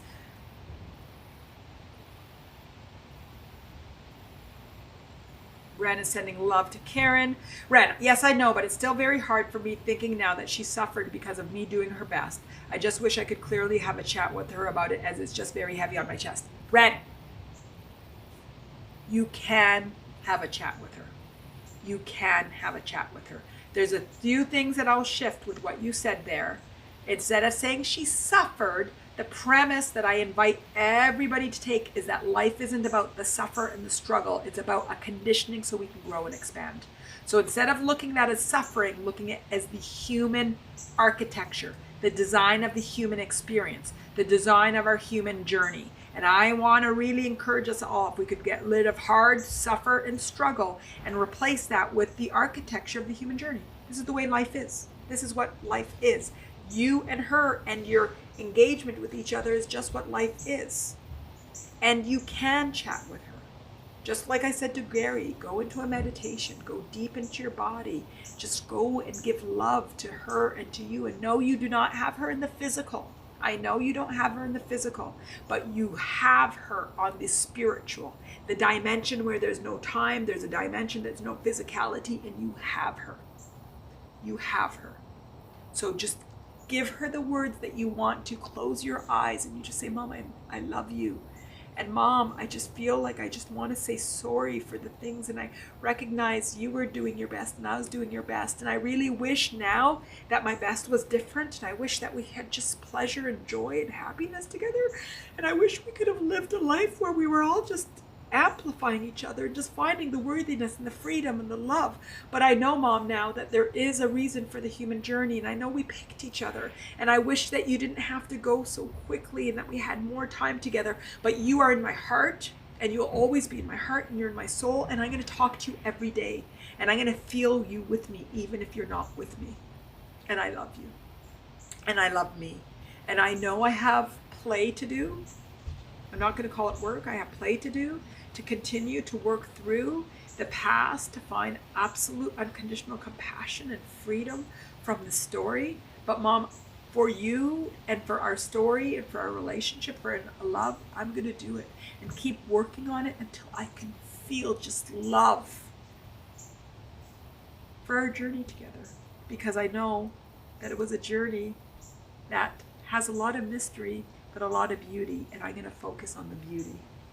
And the beauty of the mystery, and the beauty of the knowing and the not knowing, the beauty of the growth and the beauty of the expansion, and the beauty of what is and what isn't. I'm going to fascinately enjoy and love and be. And thank you, Mom, for bringing me. How does that feel? How does that feel, Ren? So you do have connection with her, and I want you to connect with her and love her and see her and to feel her. Gary, we talked about that. Interesting. Gary, Rebecca, boy. We saw this. Christine, Ren, very compassionate of you. I bet you wouldn't keep reminding your kids they're bad. Beautiful, Christine. We talked about Gail and her daughter and her angel. Gail and her angel, her daughter Angel. Teresa, in a marriage where we love each other but not in love with each other, when do we let go and move on? Oh, Teresa, that's a big one. Because the answer for you is the difference for the answer for somebody else. And what you need to do is what today's topic is about, a fortress around your heart, coping mechanisms. It's about figuring out truly what your truth is. And also figuring out whether or not you feel unconditional with yourself, and if your partner is a projection of your unconditional feeling with yourself. So when you are happy and not affected, I'm going to use the common word, not triggered, not feeling a lot of emotions that you project onto your partner, and you just know with truth that this is the best thing to do, that's when the decision is made for you, rather than you making the decision, and by made for you, not by him necessarily, or your partner, but by the universe, by your knowing, by your clarity. So ultimately, Teresa, you need to get to your clarity. How do you get to clarity? Your alignment. How do you get to your alignment? You look for any resistance that you have about him, about marriage, about yourself, and get into your place. And then from there, the truth of what you should do and what's best for you will unfold. So Teresa, I will never give anybody their answer. I can always give people the answer that I see in their comments and their feedback. Beautiful, Teresa. Triggers are huge. So I always say, if he's triggering you, then you're not ready, because you're going to go find another person that's going to trigger you. But if you're in an unhealthy relationship, definitely you should go. So I can give you the parameters and the boundaries that you should, I don't like the word, we call this should as a bad word, the SH word, but that you could use to help you determine unhealthy, unsafe, abusive, out. Not any of those, but you feel triggered, he's still your teacher. As long as you're still your teacher, then there is love. There is love, because he's teaching you and you're growing and you're expanding. So triggers are huge. Wow, you are so right on. Thank you. So I think I gave it to you. So what you keep doing is keep doing the play/work together. Basically friends, no intimacy. Beautiful. But that's because there's resentment built up in the relationship. I like to look at ourselves as individual. You guys can't see, but my cat's crawled onto my lap. Let me see if I can bring him up into the window. He's like doing his little say hello, Bean. What intimacy, no intimacy is that you built a fortress around your relationship. So just like you are Teresa, you have your partner, there is an entity that is you as a marriage entity. Okay, so I like to see couples and spouses and partners as an entity. That entity is what you put the fortress around. You created a fortress. You stopped letting love out and stop letting love in. So now you did it because you guys weren't safe, because you were not able to communicate. He's not able to communicate. You're both not able to be open with each other. And so the same thing that we talked about today for everybody is that you can decide whether you want to realign the relationship. Clear reasons to break it: not being safe, being abusive, and not secure and safe in the relationship. Reasons to keep it is, we have a lot of time together, and if I don't do this work with you, I'm gonna find it with somebody else. And let me start to find the truth, the voice of this relationship. And that's how I would go about it, Teresa. Let me know if that helps you and if that helps you calibrate.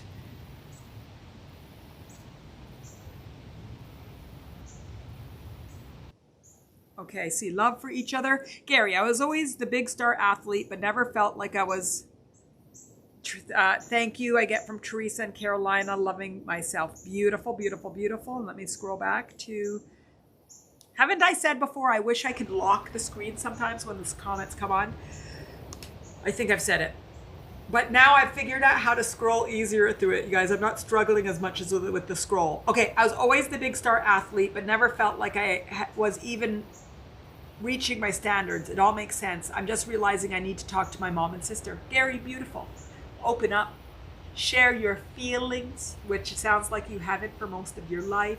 See how they felt. Start to open up this dialogue of your emotional body. Today was all about opening up our emotional body, and then we extended it to our mental body and our egoic and our physical, because we can't talk about one body without the other bodies. So beautiful. Talk, feel, explore, share, love, love, love. Beautiful. You always bring tears to me. Steve, compassion is a wicked adjective. I cannot understand, receive in this right here, right now. I have no understanding as how and why these things are happening, but they are. Compassion, I don't know what that would mean. Steve, whenever we talk, I always know that you need to calibrate to something lower than. And I'll ask you, what is it that you can calibrate to, and we'll work slowly. Tune to. So let me give you an example. An instrument that hasn't been played in a while. I can't think of which instrument that, anyway, it needs to be greased, or it needs to be played, or it needs to be warmed, or something that needs to be warmed. And you can't go from cold to warm, and you got to slowly warm it up. can't figure out a great analogy, but I mean a great example of the analogy, something concrete, but you're getting my idea. So you have to slowly loosen it up. So compassion is a form of love, and you're having trouble with love. I was not given love. Steve, this is your words. I was not given love my whole life. How are you asking me to give love? How are you asking me to give love? Karen, most wind instruments, Steve, warming up. Beautiful. So pretend it's a wind instrument. So, Steve, how are you asking me to give love? I've never received love. Okay, your aunt. What did you get from your aunt? And we got to keep figuring out, how do you calibrate to something? If you can't get to compassion, can you get to neutrality? Can you get to acceptance? I think acceptance is bigger than neutrality. Let's figure out. And when I say compassion, you say neutrality. You say acceptance. If you could get to acceptance, I'd really like that. And then we'll slowly work away till in a few weeks, you'll say to me, wow, Manal, I felt for that moment compassion. Somebody said something, and then it made me feel that compassion. I could understand and feel that love. So for you, Steve, tell me if you want to in the window, or tell me if you just want to in your mind. Tell me what it is that you want to calibrate to. And when I say compassion on our live streams, put that synonym. Manal, I want to say something. I know you don't know timelines, deeds, or details or circumstances. I never felt like a victim until I opened up my mouth. That was some time ago. I've never opened up my mouth since. Beautiful. Beautiful. You've put the fortress around your mouth. You've put the fortress around your mouth. I did the acting, but you guys got me. You put the fortress around the mouth. Beautiful. Because you were never safe. Then you opened up your mouth, and then you were even less safe. Because they turned around and said you were a victim rather than empowering you. Beautiful. Beautiful, beautiful. And again, we're going to do it from the lens of conditioning. You're meant to learn how to align with your inner power. Steve has a really strong conditioning story. Your human story is a really strong one, which means to me there's really strong energy that you're aligning with. Really strong storyline. So what do you want to be seen as? What do you want to be seen as? Aligned with your inner power, with your truth. Start to learn how to express your truth. First, try to connect with your truth. You're here, and you've been here, and you keep coming here. So there's a truth that you know that is said when I speak. And you said it before. I know energy when I feel it. I know good energy when I feel it. So there's a truth that even though you said earlier that you were broken, there's a truth that you can feel. You still can't sing your truth, but you can hear it. You can feel it. So maybe you need to depend. I'm going to use an analogy of somebody that's blind that uses and heightens their hearing. Somebody that can't hear, that might heighten their sense of sight. Your ability to express yourself and feel emotions or articulate your emotions isn't strong. So you need to heighten your feeling. I know when I'm safe. I know what feels good. I know truth when I hear truth. I can hear. So figure out, Steve, what is your biggest body that you can trust? You're knowing. You go very deep in things. You're hearing. You're feeling. Open up and tell me what it is. And what is it that we can calibrate to? What is it that we can calibrate that is that's bigger than, that's less than compassion? Gary talking to Steve. Ren. Yes, I do that sometimes, Manal. It's just bringing me to so much tears. I felt like choking sometimes. I don't know, is our hormones or what, but sometimes I feel not as bad, but sometimes I can't cope with it. Ren, it doesn't matter. It doesn't matter if it's your hormones. It doesn't matter if there's a time that you feel more intense with it. It doesn't matter, but just keep doing it until those tears come out. The tears are a beautiful way to express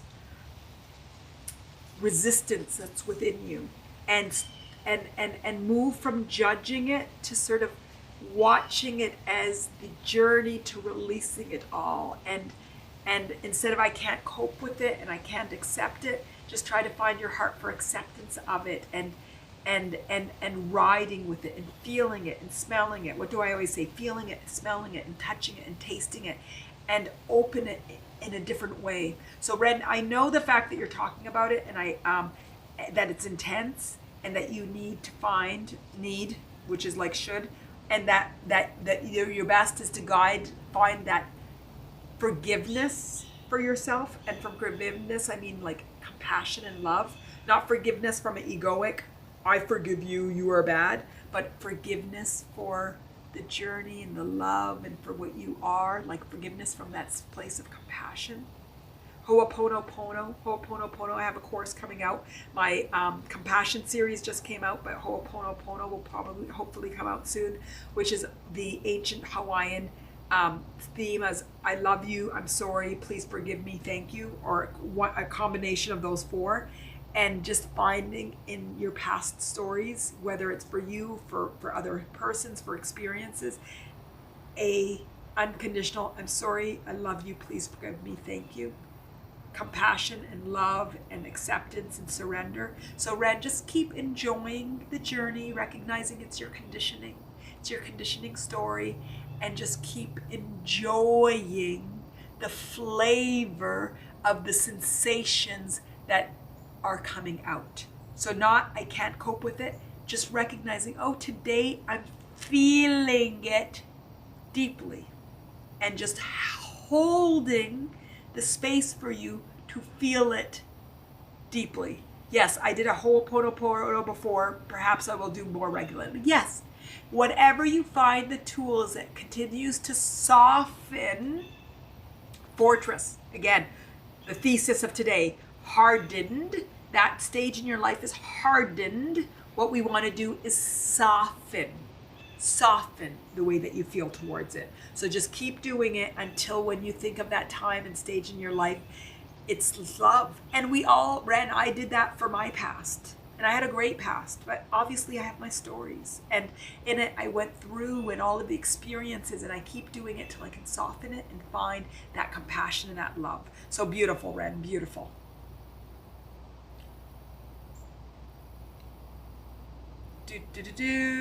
Where are we? Okay. Ren, we talked to Trisha.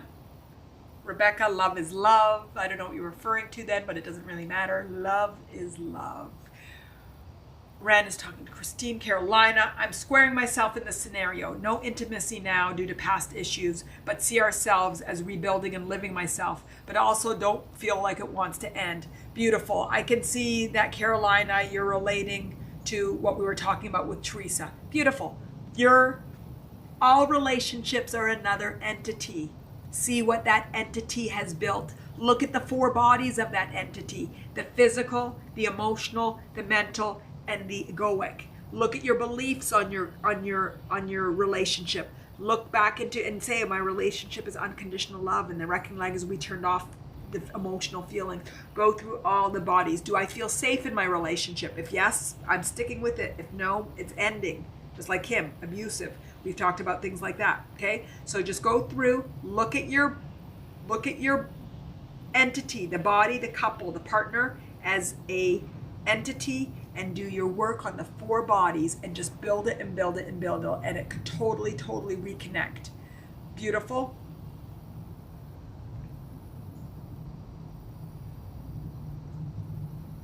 Carolina, loving myself. Wonderful. Karen telling me most Windows instruments do need warming up. Deanna, I remember reading a true story about a nun who said she decided to become a nun because she was sexually abused as a child. Yep. And that's a beautiful conditioning that brought a nun to the world. And that nun probably took care of a lot of people that needed love in a different way. So her conditioning was created from trauma, and there was probably a pain that she did not want to ever have again. And it's beautiful, and it was her life journey and her conditioning journey, and being a nun is a beautiful Mother Teresa is one of the ones that I love to refer to, and beautiful nun. So Deanna, yeah, our conditioning truly formulates our present. There's something that we don't have choice in, and just watching and seeing how that conditioning affects our lives is just beautiful and just amazing. Okay, beautiful. Steve. Okay, we already read that one. Ren, Christine talking to Ren. Oh, Steve answering my question. Intuition. Thought comes in and goes out, not paying attention all the time. Beautiful. Then Steve, when we have our inspirations and you go into that lack of into emotion and feeling and safety and security, we're going to build on your intuition until your intuition is going to be used as the foundation to strengthen and align the other places. So an intuition is a strong spiritual connection. So when I say compassion, you're going to think to your intuition and leveraging that and strengthening that, and then using that as the foundation for strengthening the others. And we're going to find compassion in you. And it was not modeled to you, it was by your aunt. I'm going to always remind you that you know what it says because you said that your aunt showed you kindness, but you can't easily calibrate it to it. You can't, but we'll work there. We'll work through it, we'll work through it. Trust me, I trust you, we all trust each other, and we'll get there, okay? Steve? Rebecca, intuition is what we learn to develop early on, seeing what's going on, sensing what's going on. I like in the body, we feel it. Beautiful. And it's powerful, and many people are trying to build up your intuition. And because you weren't safe and secure, you built a heightened intuition in your early days that you're like, da-da-da-da-da-da, danger, get away, hide. And that's powerful. And we're going to leverage that and make it your superpower. Okay, Steve? Ren saying about Ho'oponopono, talking to Christine and Ren loving on each other. Gary, Manal, you're a lovely person. Thank you, Gary. And I think you're an amazing person. You are amazing and you just fascinate me. And I'm just really, really honored that you're part of this and love all of your contribution all the way. All of you. But Gary, thank you. You made me blush. Mary Alice, I've been thinking of becoming a nun for the same reason, but I know it's only an escape. So I'm trying to build trust in the world, in men and myself, mostly in myself. Mary Alice, I think that's so beautiful. And look, Deanna, wasn't it you, Deanna? Deanna, you're the one that said that story because of what we talked about. And look how beautiful it is that it woke up something in Mary Alice. And Mary Alice, so beautiful and brave of you to share this and share it with us all. And yeah, whether you want to be a nun or not, you become a nun. See how Deanna wasn't conduit for saying that? Because Mary Alice was wanting to open up and speak to it. I mean, I don't know whether it's linear in that, but I don't think it's a mistake that that's what Deanna brought up with, and then Mary Alice said that. It's not a mistake. It's the beauty, the connection to bigger that we always talk about. And Mary Alice, if you want to be a nun, you be a nun, but you be a nun for the right reasons. And that's because your heart calls for it, and that's what inspires you and the excitement for it. And you know it's an escape. So yes, we'll work together to find the trust in yourself, in the world, I always think to the universe and trust in the physical plane. So I feel like it's the two, the universe, because if you go just to the universe, you're not connected to this physical plane. And that's why I like the universal divine light, and I like the pristine earth light. And one comes from the universe, one comes from the earth, and they both come through your body and connect in your heart, or they can go through whatever it might be. But you find your truth and you sing your truth, and you look at that experience as a way to growing you and connecting you internally and finding your light and radiating your light.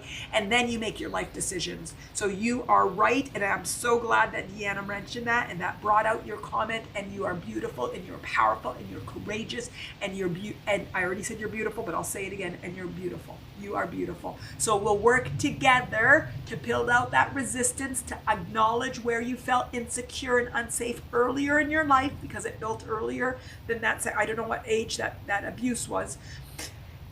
Detangle from it. Remove your worthiness from it.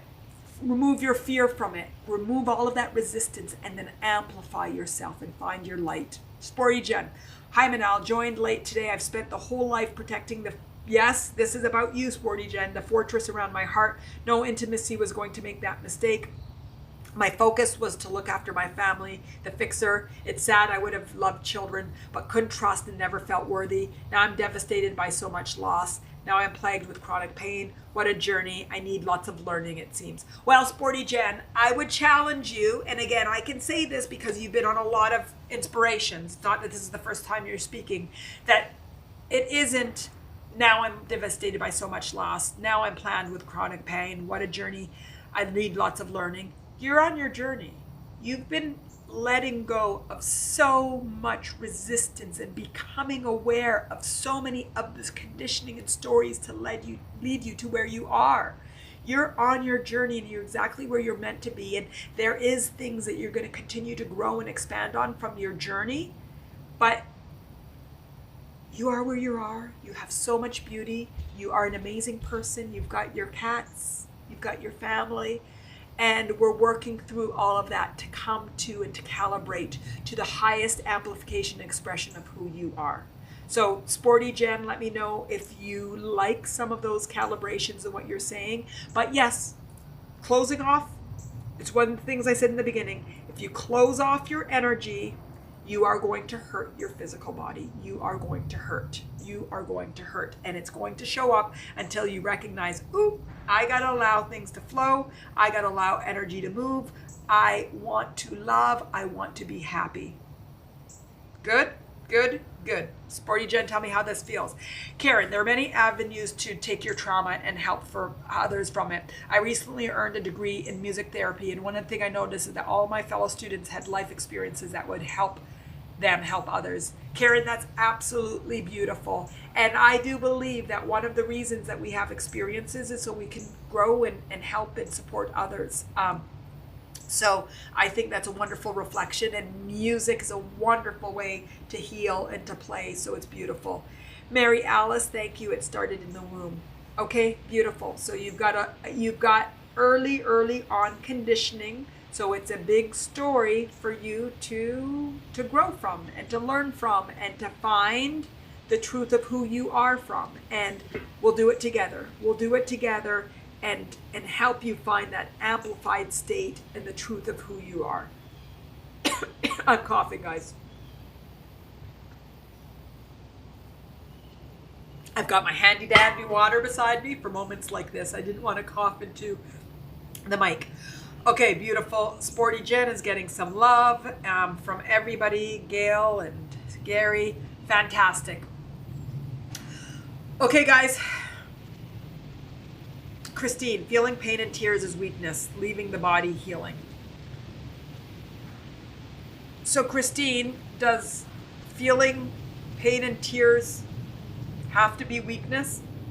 What I want for all of us is for us to see that it's actually our body, our emotions, our minds are all tools. They're tools. And the reason we feel that they're weakness is that we turn those tools off. And we have the opportunity to turn them back on and to let them help us, guide us to be and express the truth of who we are. So Christine, can I invite that we want to say that feeling, thinking, being is actually coming from a point of alignment with our truth and power. And it actually is a sign of courage, intelligence, awareness, and it's part of calibrating the human journey and finding truth. How's that, Christine? How is that? Because it feels pretty good to me. Feels pretty good to me because all of my work, all of my meditations, all of my courses guide towards feeling your body, looking your judgment. Oh, Christine, yes, for sure. That was an older line. Okay, good. Phew. Phew. Exactly. That's our old, they call it 3D and the 5D. That's a one way to do it. Whether we want to call it the 3D or 5D experience, it doesn't matter. That's an older line, and we are going to start to feel and explore. So Ren, if you want to look at your past and see that pain, then you see it and you not indulge in it, not judge it, but just be aware of it. Oh, there it is again. Oh, there's when I turn off my heart. Oh, look, I'm not engaging in my relationship, and I'm turning off my my connection to my partner because I feel that I'll get hurt. Oh, look at that conditioning. Okay, let me see that as it, and surrender and be willing to show love, to receive love, and to give love, because I want to invest in this relationship, because I've invested in so much, and I know deep down that he's a good man or she's a good woman, they're great people, and I ultimately am gonna take, and it's not even taking a chance, it's because I'm aligned with my inner power, and it's aligned with my truth. And it's aligned with my truth. Sporty Jen, my resistance to moving forward. My doctor wants me to push past the pain and walk with the pain and take painkillers. I want to go to the root cause. Otherwise, I'm going to go round in circles. Beautiful. That's what I want for you too, Sporty Jen. I want you to be comfortable, and I want you to know that you could be comfortable by going on your journey and going inside. And the best way to release all of that physical pain is going through and recognizing, acknowledging all that emotional pain. And you are on that journey. Every inspiration, you have a wildly amazing awareness, which leads to release, which releads to decreased pain. Last time, your awareness was incredible, that I had goosebumps and I was thinking about it for a while afterwards and said, this is incredible. So you are on that journey, and just keep doing it and go in, go in, go in. And that's what the thesis always is. The external world is here to teach us to go in. And when we go in, that's where the unconditional freedom, worthiness, love, and liberation is. And this is the joy ride of the human experience. It's fun. It is fun. It's fun. Steve, you know what you just said? That word conditioning, my story, life experience. Truth can have no conditions. Steve, you're always going so deep with me. No, you said about the word conditioning, my story, life experience. Truth can have no conditionings. Yes, truth is unlimited. Truth is unconditioned. Truth is free. Yes, yes, yes. But in our physical experience, we have repressed our truth, because that's what the physical experience is here for, to get us to reconnect with that unlimited truth. The physical experience is a conduit for going in and connecting on the spiritual level. The physical experience is here to connect us here on that spiritual. And that's where there's no conditions. That's where there's truth. That's where there's the unconditionality. So Steve, you forced me to say it in a way I don't think I've ever said it before. The physical experience is here. I always say external leads us internally. The physical experience, the conditioning of it, the vibrations of us is here to connect us with the spiritual, with the bigger meaning in life. And that is amazing. There's one of the reasons for having a physical experience. Beautiful. Steve, is that good? Is that good? How's everybody feeling? I am feeling fantastic. I am feeling that today went well beyond my expectations. I am always blown away with everybody's desire to grow and speak the truth of things that I know are not easy to speak. And you guys say them in like little chatty text messages with very few words, and it goes straight to the point and the root of stories of suffering and pain and struggle, that you want to look at it in a different light and say, this is my light, this is my story, this is my conditioning, and I'm releasing and moving towards truth. And it fascinates me and impresses me and it intrigues me, and I absolutely love it. Love it, love it, love it. I think we have, we're at the 202 mark right now. Today's Tuesday, and we have on Thursday at 3, we're going to talk about trigger events. And on Monday, we're talking about, empath as your superpower, which is exactly what I said to you today, Steve, that your intuition, which is part of being an empath, is your superpower. So we're going to talk about that and tools for that. Sporty Jen giving me love. Gary, because you're a part of my family. I hope you're speaking to me. I feel like part of your family. Maybe you're speaking to everybody, but I feel like you're part of my family. Ran, I love to join in InsightTimer community. Often I feel so alone. It's such a relief. Ran, we're here to be able to speak truth.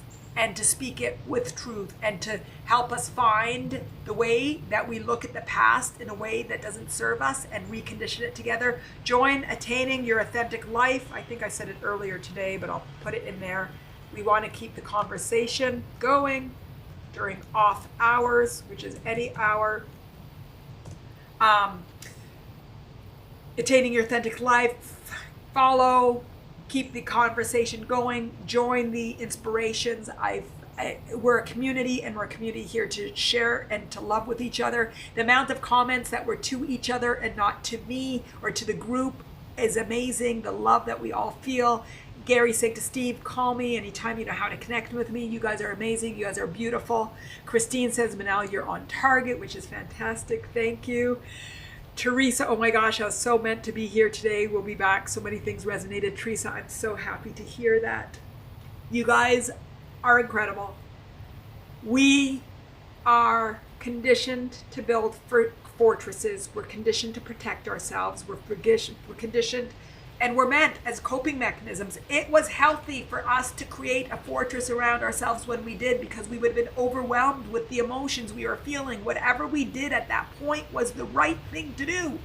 So I'm not in any way suggesting, but at the point, if we are here now, that means that now we're ready to open ourselves up to the truth and align with our inner power, align with our light, and go back to living life from a place of authenticity. So what we did in the past served and met the needs of the past, but we are going to build a future where we're going to find and align, and now, not even a future, where we find and align with the truth of our worthiness and our freedom and our love and the amazingness of who we all are. And we'll do it together in a way of fun, inspiration, and intrigue and adventure and journey, and recognizing there's nothing wrong here. This is the human journey, and together we found a community to support ourselves through it and to find and align with the joy. And my self-expression was unique to anybody else's. Each of us have a unique self-expression, and find and celebrate and calibrate to that. So you guys are all amazing. Let me know if there's any final words. If you have any desires for a future topic, let me know. Put it in the window as well. I had a thought about one for next week, and now I don't remember. Maybe I wrote it down. I usually write it down in my on my note to myself when I think of something. But I had a good topic that I was thinking about.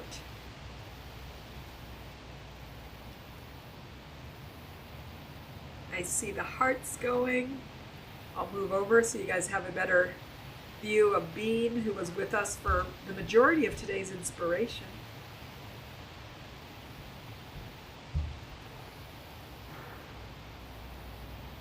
Purpose, Steve, yeah. I've done purpose before, but we haven't done it in a while. I'll do purpose. I like purpose. I like purpose. It's a good one. It's one of my favorites because it's so easy. We get to it from the very beginning.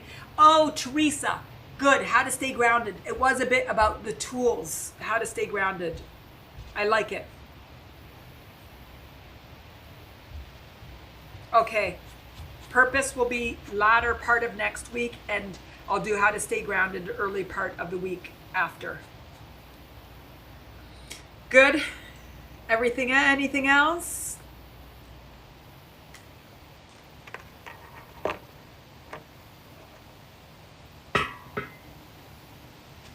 Okay, you guys are all, I think the two actually intersect. Yeah, they do.